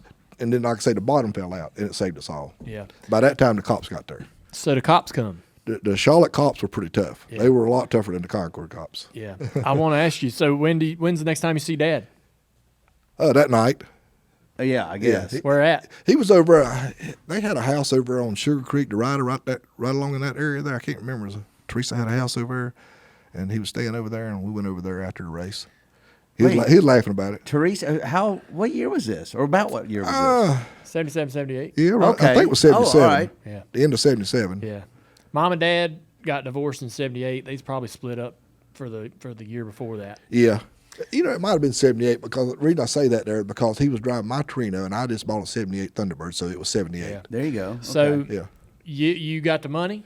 Oh, yeah. I got And the money. y'all split it up? Oh, yeah. How much did he get? He got $2,200. Damn, that's nice. Oh, you gave him a good chunk. Oh, I did, and I'll tell you this here. At that time, and he said he had never won no kind of money even close to that, and I hadn't either. Yeah. You know what I'm saying? So it would be $800, $12,000, $1,500 at the most. I don't even know where to start. Lot to talk about, lot to cover. Normally we'd go back to Richmond, but I'm not going to Richmond. I have a bone to pick first, and we're going to pick the bone right now. The professor's laughing because he knows where I'm going. The Chop's in the house. I took a quick poll. We won't be including Chop in this discussion because he's Team Dale Jr. No so question. Dale Jr. goes on his podcast. Let me set the story. There was a dinner in Pocono where most of the booth guys were there. They order their steak medium plus, which I think is totally reasonable. Dale loses his mind. For the record, why I am Team medium plus, my ass was in Charlotte. I wasn't even at the dinner that he makes it sound like I was at the last dinner at Pocono. I was in Charlotte celebrating my beautiful bride's birthday. He's had to have seen you order the medium plus before, though. But he claims he hasn't. Claims he's never heard it. I've never heard of it either. Okay, first of all, medium plus is exactly 140 degrees. It's a smidge above medium, not quite medium well. Medium is red. Medium well is brown and cooked all the way through. Medium plus is that magical right in the middle. I'm telling you, I have an issue with this. What's even worse is he surveys the group on the download. Wait till I see Mike Davis. He's not free and clear of this either. Travis claims he's heard of it, yet he didn't come to our defense on a Monday. I was not down there in the studio when they were taping this. Every person in the control room clearly is uncultured because I've heard of this before. It's not like this crazy thing that you guys have come up with. So the professor has gone to Chopper's school of DH50 shirts, and he's wearing a T-shirt that says medium plus. We leave today for Michigan for a little team-building beer drinking event, and my man has a medium plus, but he's upgraded. On the left sleeve of his T-shirt, show it, Professor, he has his monogram. For you because Dale also takes a shot at me for my, quote, initials on my shirt. Okay, for two things. First of all, the low-hanging fruit I'm not even going to take is NBC Wardrobe has everybody's shirts, and the only thing worse than having the wrong shirt is me right before air trying to put Jeff Burton's shirt on. You can imagine the size issues. So I have my a little shirt. That's right. I'd be dancing. So, but for the record, initials on a shirt is also not a new thing. It's called a monogram. The fact that you agree makes it feel like I feel better about it. You agree that I think it's stupid to have for you to have a monogram on your shirt? I got some flash, some flair.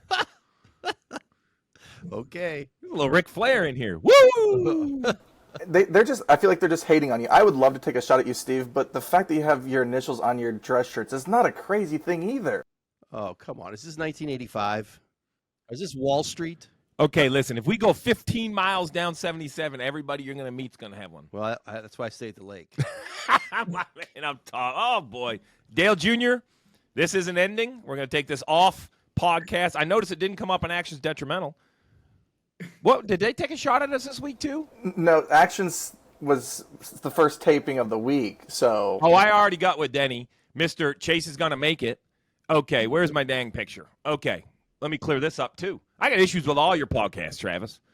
So do I think Chase can make it? Absolutely. I'm not here to say he can't. The guy's great. Do I also agree with Chop was giving me the eye roll that the world of NASCAR would like Chase in it? I also agree. No question. But I know this is going to be hard to believe. As much as I appreciate Denny's commitment to the facts, he perhaps hasn't done quite enough research. But he's always right. Drama between Austin Hill and Sheldon Creed. Richard Childress tells Dustin Long, I've had drivers drive for me before, but nobody as stupid as Sheldon Creed. Spot on, spot off, Jeff. Brett, just go, Brett. Brett, you want to take this? Just leave this one up to Brett. No, That's why I was avoiding No, Brett I 100% want Jeff to go. I don't think I can make it through this part. All right, listen, we had a text thread. Live looking. We had a text thread on Saturday night, and I f***ed up.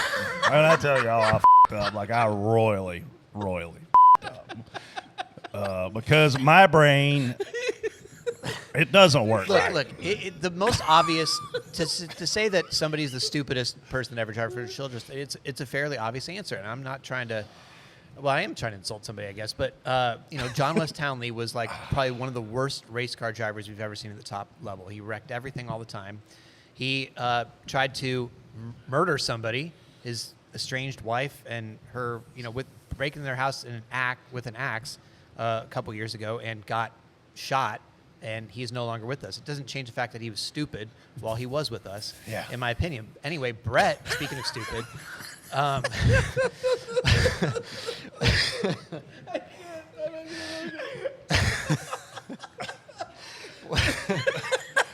I am as stupid as he is accusing me of being. That's all I'm going to say, and until he gains his composure and can finish the story. The tweet, the text was, "Oh my God, Brett," and that set off a chain reaction of disaster. I said, "Oh my God, Brett, did you just tweet about a dead guy?" And I was like, "No." Because Brett tweeted with a GIF and it said "live look" at John West. I just said, did you just say "live look"? Because I thought he was doing it on purpose. I thought, forgot wow. he had passed away, and I apologize to his family and friends because I f***ed that up. It f***ed it up so bad I deleted the tweet. That might be.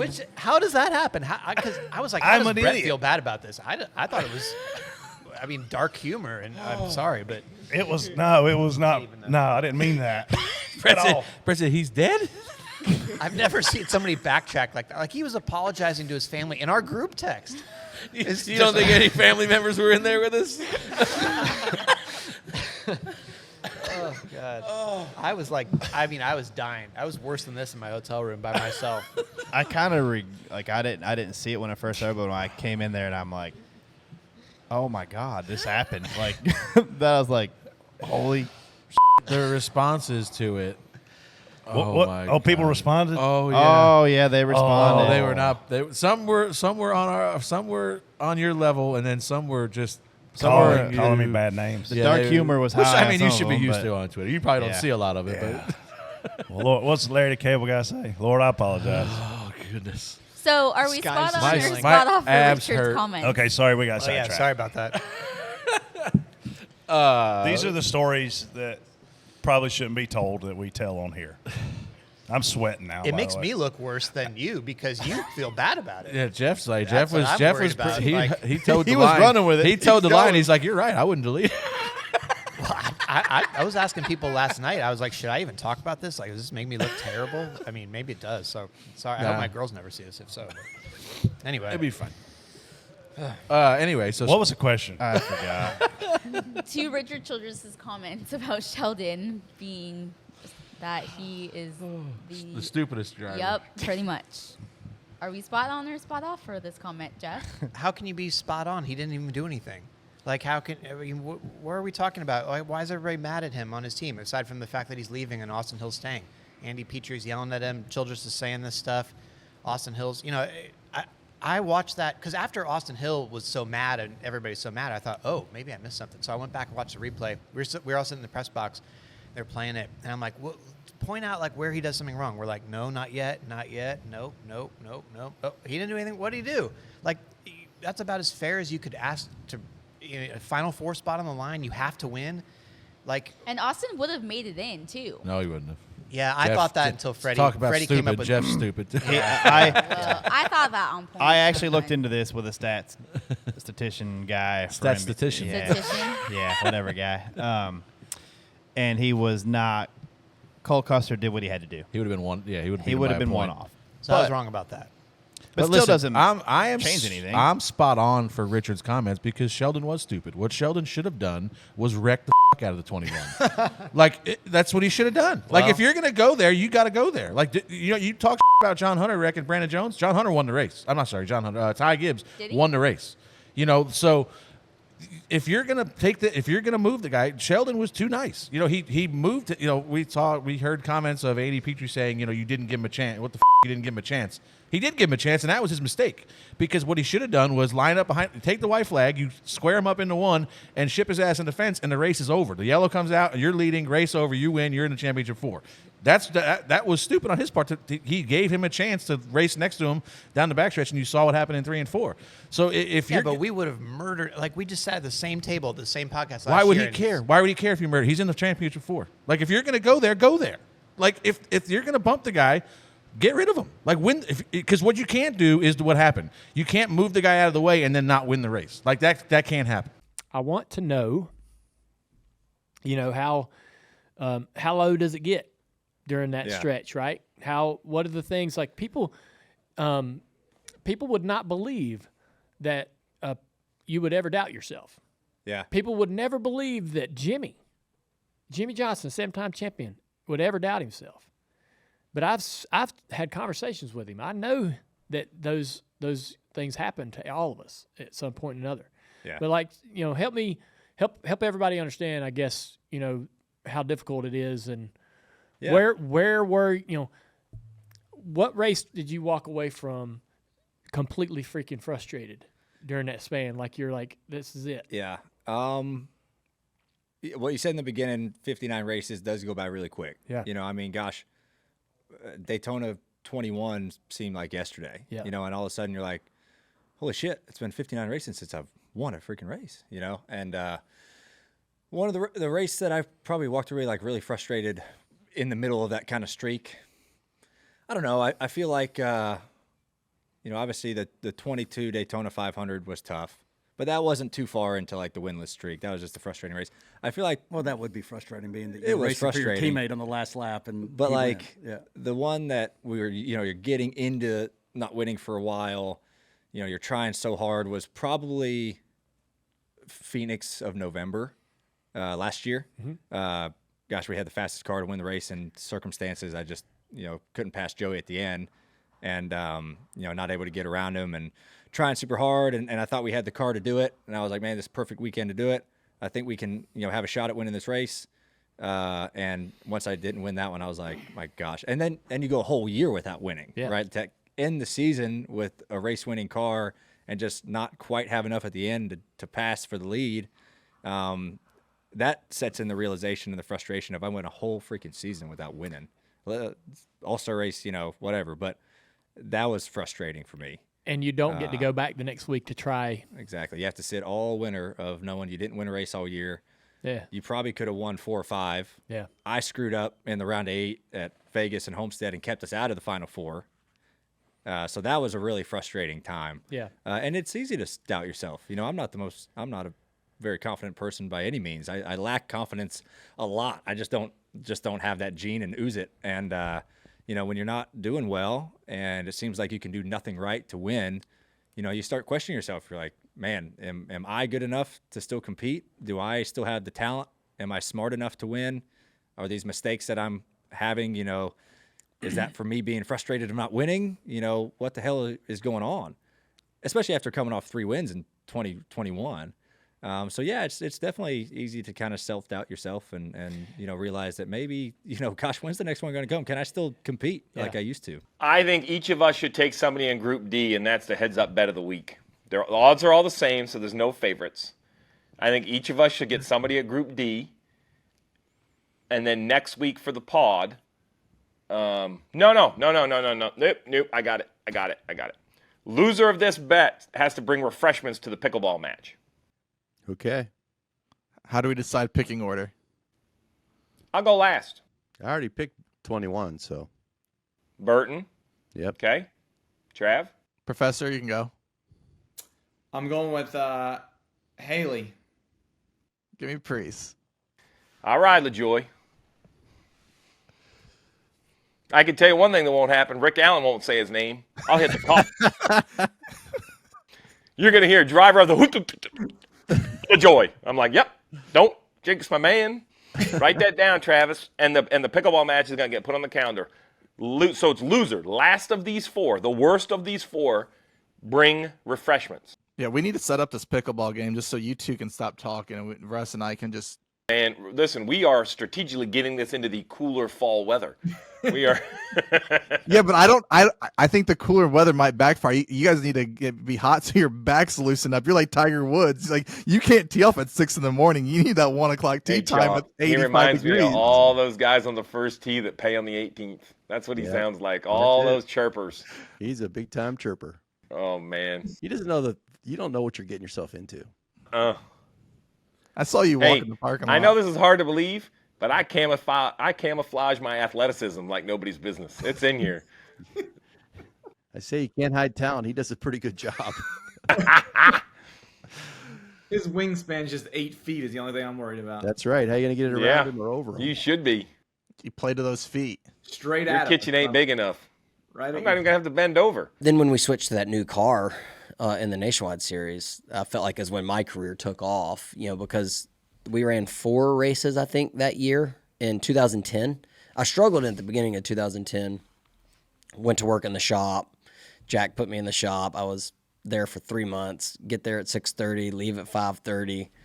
Hour for lunch, hour to work out.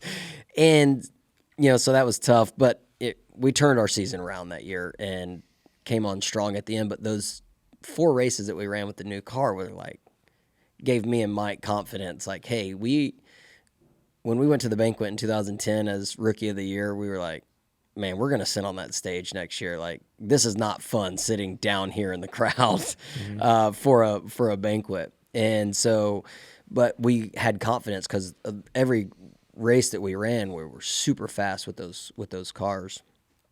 And so we won in 11 and 12, and everything was going great. Our cup cars were fast. I think Carl tied for that championship in that's right. 12? Yeah. Was that 12? I don't remember the year. Remember. Yeah, I don't remember the year, but I remember. But I think it was. I remember 12. the race. Yeah, I think it was 12. He tied. Cup cars were great. Matt left, and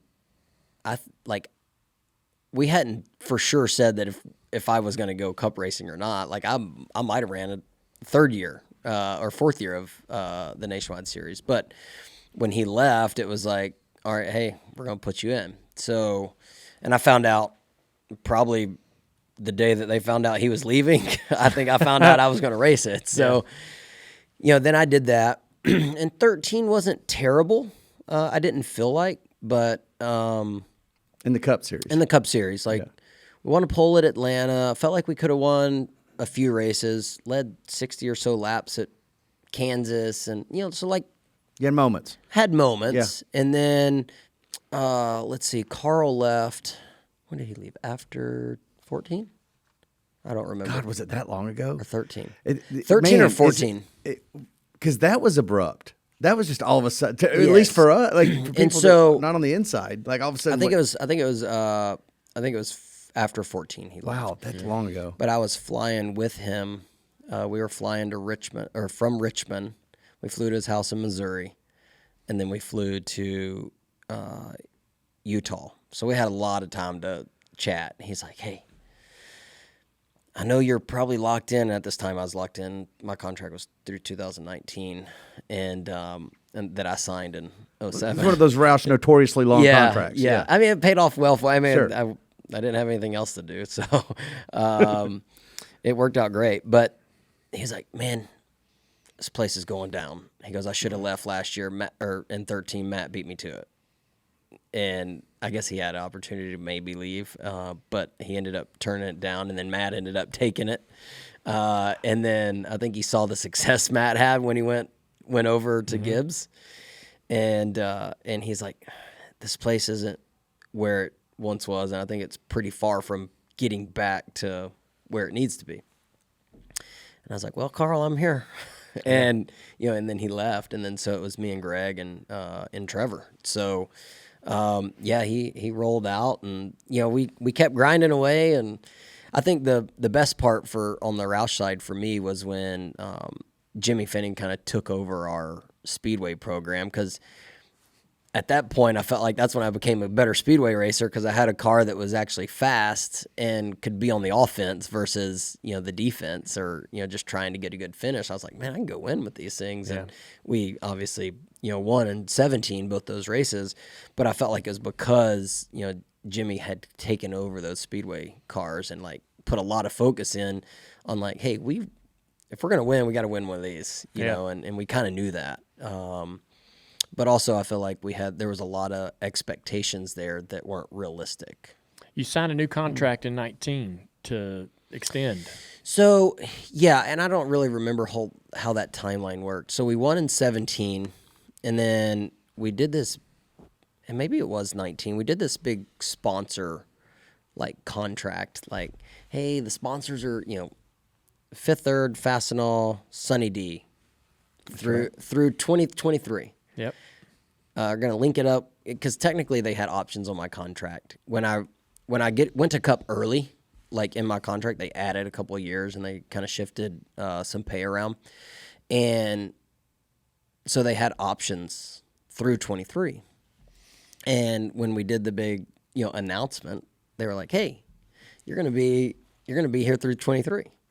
But that was my understanding of it, because it was on their side to pick up. So 2019's going along and up and down, and then I get a call Monday night. I get a text, said, "Hey, can you comp meetings are on Tuesdays, and it's like, hey, can you come here tomorrow morning a little bit early before the comp meeting?" I'm like, "Sure, not a big deal." And then I had just signed with KHI, so Josh Jones texted me. He goes, "What meeting are you going to?" I was like, "Dude, I don't know." And if you don't know, Josh, I was like, they just asked me about it, and I was like, "Yeah, I'll be there." I was like, they randomly would tell me stuff like that all the time. We'd just show up, do a little meeting, roll with it. And he's like, "Well, all right, let me call him." So he calls him. He's like, "Hey, do I need to come?" And they're like, "It's not that big of a deal, just some contract stuff." I'm like, so Josh ends up coming. Of course. And then we're sitting there, and so it was like Steve Newmark. Yeah, Jack wasn't in there. It was Steve Newmark, Kevin Kidd, Tommy Wheeler, and Josh was on that side of the table, and I was on this side of the table.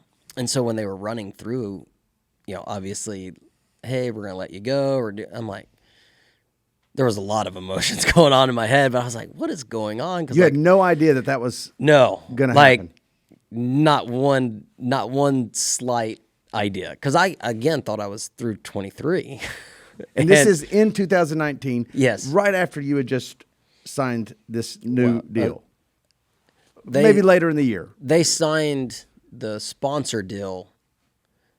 They acted like they picked up my options on my contract. Because my contract was already technically done. It was just options on their side. Got it.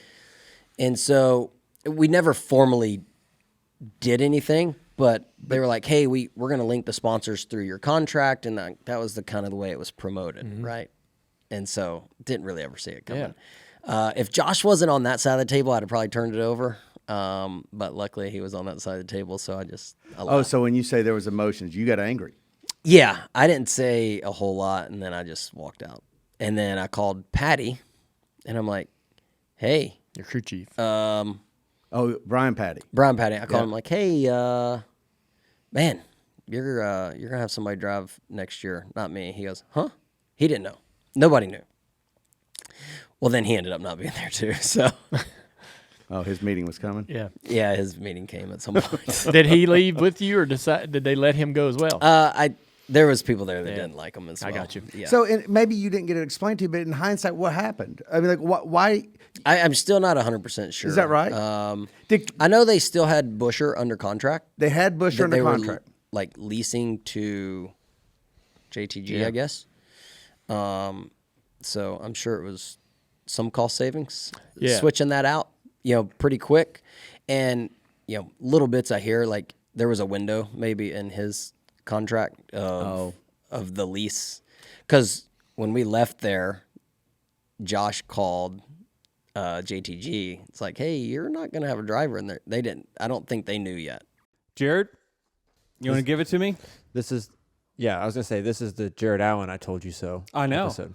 No, I'm saying Okay. It's the "I told you so," but it ain't I. It sucks it's for you. It sucks for you. You were always right for like 10 days. Hey, you're always right till you're wrong. We have a special guest, the winner of the Verizon 200 at Indy, Michael McDowell. Welcome, Michael.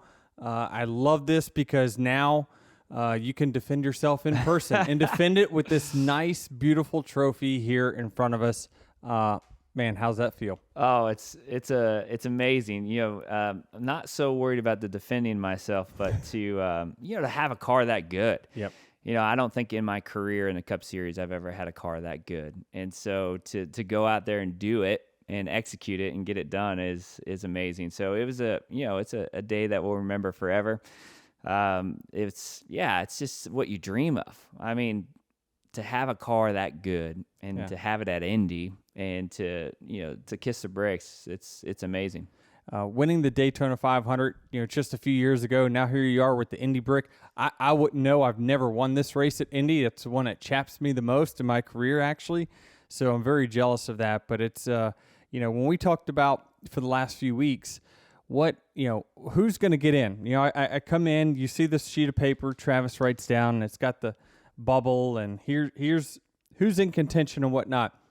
That's where we saw on social media the debate between me and Jared on who's going to get in. Oh, I know you just can't wait. I know you can't wait.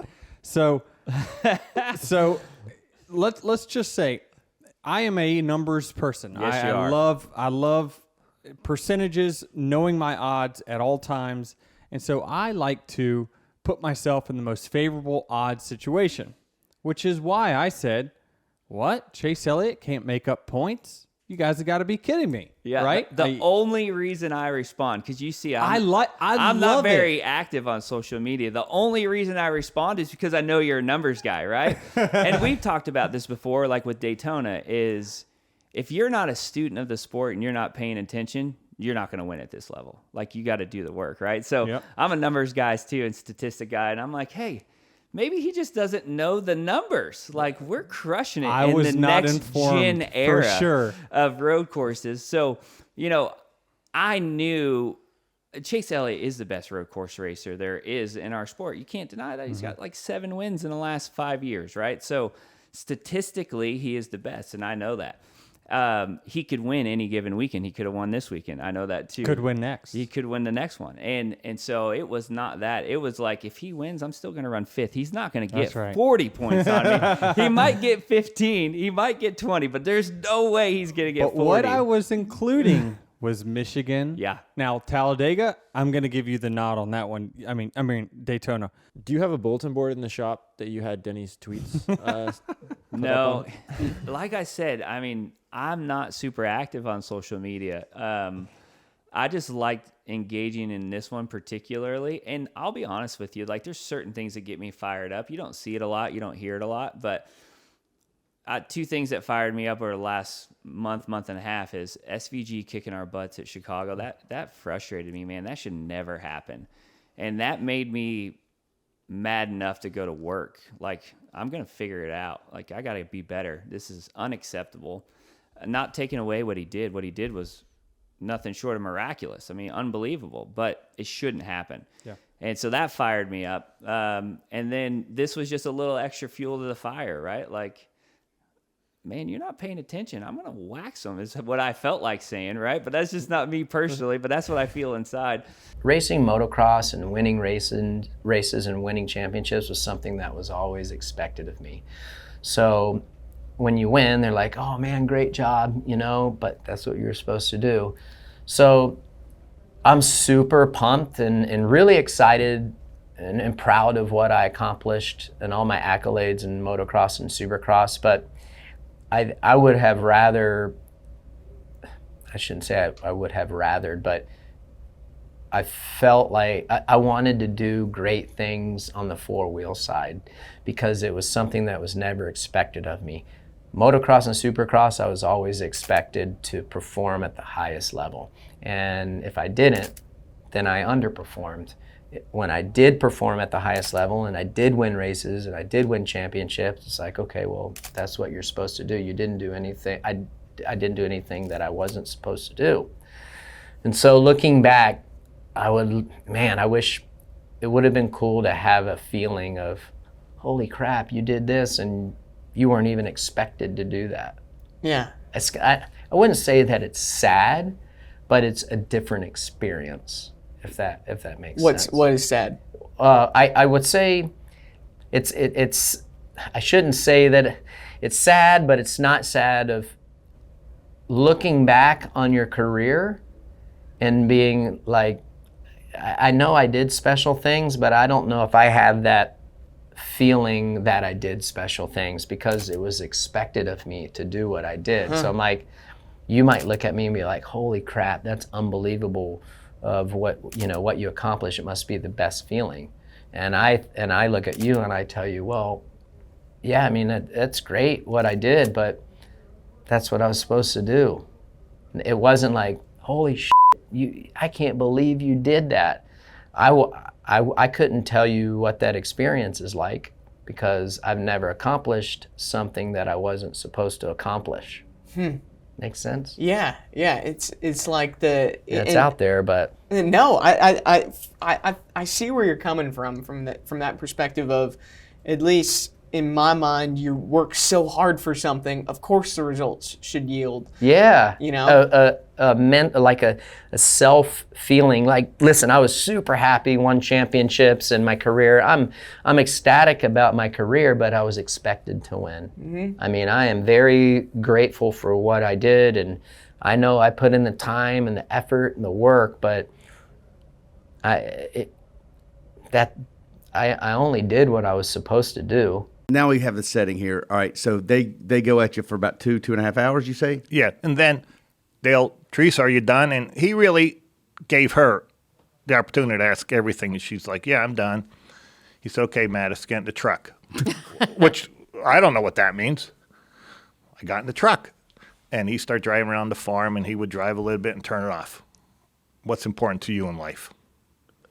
And just asking me life questions. I said, okay, what's important to you in life, Dale? So every time he asked me a question, I mean, we're interviewing each other at this point in time. Yeah. I have a real good job, and if I take this job, my dad's going to be real mad at me. So so it was good. It was interesting, and that was like an hour and a half plus, and then we get to the chicken coops at the other end of the farm. Yep. You know anything about chickens? And he's Mattis right away, not Joe, Mattis now. And I said, no, I know chicken farms, but I mean, what do I need to know about them? He said, well, put your head in there. And I had these wingtips on. He said, put your head in there and just count. Let's just see how good of a counter you are. How many chickens you think is in this coop? I mean, I'm like, I put my head in there. As soon as I got there, he pushes me in. And get your wingtips dirty. Oh, full of chicken crap. There's me. Do you have to go back to the airport at this point to get home? Yeah. And then he's laughing. You mad at me? I'm saying, not mad at you. He said, we got to wash them off. I said, yeah, we got to wash them off. And so that was it. And then, that was the end of the interview. And boom, boom, boom, I go back home. I want to go back to the car rides, the truck rides, because the truck rides, I think that was Dad's favorite place to have those conversations. There's not anybody that he did business with or brought to the race team. If you talk to Steve Park or any of these people that didn't go on a truck ride, everybody went on a truck ride. And Dell and I went on truck rides at times whenever there were, serious conversations to be had. And you rode around the farm. There were old logging roads around the farm. Exactly. And then of course he put roads in as well. And you rode around the farm and, you might stop and look at the cows and have a question or whatever, or stop at the old home site where we used to look for arrowheads and things like that, or eventually there was a barn, there was the chicken coops. He was a Purdue chicken farmer, so he was a Purdue chicken farmer. 4 chicken houses. I guess that makes sense. Yep. I mean, there are chicken houses, big ones, Yep. as a matter of fact. Wow. So at this point, Joe, do you think there's no way you're taking this job? Do you think I have no choice? Do you think you're a hostage at this point and stuck in a chicken house? What are you thinking? I just went home and there's so many endless questions. And I just said, okay. And I spent the day and I got to meet Dale. And I didn't think anything of it. My wife said, how was it? I'm like, it was just a conversation, Marcy. So what do you think? I said, I have no thoughts. I'm not thinking about it. You weren't looking to change jobs. You had a job. No. It was an interesting day. There was no job offer on the table. Oh, he said he's interviewing. He's 7-time champion. He needs to go to Daytona. He was asking me about my job and this and that, and I told him, I said, if I ever consider leaving, I'm going to have to give a big, big lead time. I mean, I can't just walk away from this company. He's like, I'm going to Daytona, and I'm hiring that person, and I'm going to have that position filled. And I just want to know if you're interested. I'm like, I don't know. So that's why the December 14th date, I think, is important, right? It's really important. Right. Because Daytona's in February. Let's say February 14th, Well, he went, I guess the whole thing is they went to the Waldorf. He's 7-time champion. Teresa and Dale's been thinking about buying Sports Image. And then they pulled the trigger. So in between, before that, they bought a new company. I mean, they bought a souvenir company. And they bought it from Hank Jones and Joey Tillman. They needed someone to run it. So this is the perfect place to then get some backstory on that part, because you're saying that they had purchased a company by this time, right? Yes. By the time he's brought you. Okay, so backfill that. Where was NASCAR in the merchandising game up until that point? And when did Dale get so heavily involved? Kelly, this may be a better question for you, in fact. I don't know. Okay. Let me hold that. Can I finish how he hired me? Oh, sure, yeah. Because that finishes the story good. Oh, yeah, for sure. Because that ends it. Yeah, because I wanted to know that. So where was the tipping point? What was the turning point? This is crazy how it happened. So I've been gone now for 2 weeks. So I get home, and Marcy said, "You're staying. I'm going shopping because Santa Claus has to come because I haven't been home." So she goes shopping, and I get a call downstairs. I'm with the 4 girls, and we're building Christmas Wonderland. And Susie Bogus is playing on the cassette, and the girls are having fun. And hey, Mattis, what are you doing? And music was loud, and I said, "Excuse me." He said, "Where are you?" And I'm like, "Hello," because I was down in my basement. I go upstairs, and he said, "What do you think? You going to come work for me?" This is 24 hours later, and I'm like, I don't know. I didn't really talk to my wife. I didn't talk to my dad or the boss. And I mean, well, I'm making a decision today. And I said, "Are you comfortable with me? I mean, I don't know anything about this." He said, "Yeah, I am." And I said, "Well, all the parameters, I'm going through all the details." He said, "Don't worry about that. Don't worry about that. I'm going to Daytona. Don't worry about that." And I said, "I don't have a place to live. You live in my lake house." I'm like, "How? You know me for 24 hours." I said, "Where's your lake house?" "It's on the lake." I mean, how that works, huh? Got it. And he said, "You can live in my lake house." And I'm like, "That's weird. Just me moving in your lake house." And I said, "My kids are in school. They're going to have to stay to the end of the year. I'm not bringing my kids out and this and that." I need a decision. And either today's your last day. I mean, here's the bumper. Here's the intimidator. Here's the bumper. Day one of being intimidated. I can't imagine this because you were not looking to change a job or move out, so I can't imagine what's like going through your mind. Like, where is this all coming from out of left field? Yeah. I'm 35, right? But I'm really, I'm not known. This isn't as long as a job as I was in. I'm working 70 hours. Yeah. I'm not home. I got the girls. They made it sound like milk and honey, easy job. Don was selling it. Cindy was selling it. And I'm like, hey, maybe it's a better job. I'm 35. And eventually, the garment industry, made in America, was not being made in America. So if you look career-wise, 35-year-old guy, career-wise, four daughters, maybe it's time. But I had to, the phone call to figure out time. So you hang up with him. Well, I say yes to him. Oh, you say yes on the phone? Well, he made me say yes. Yeah. I know that feeling.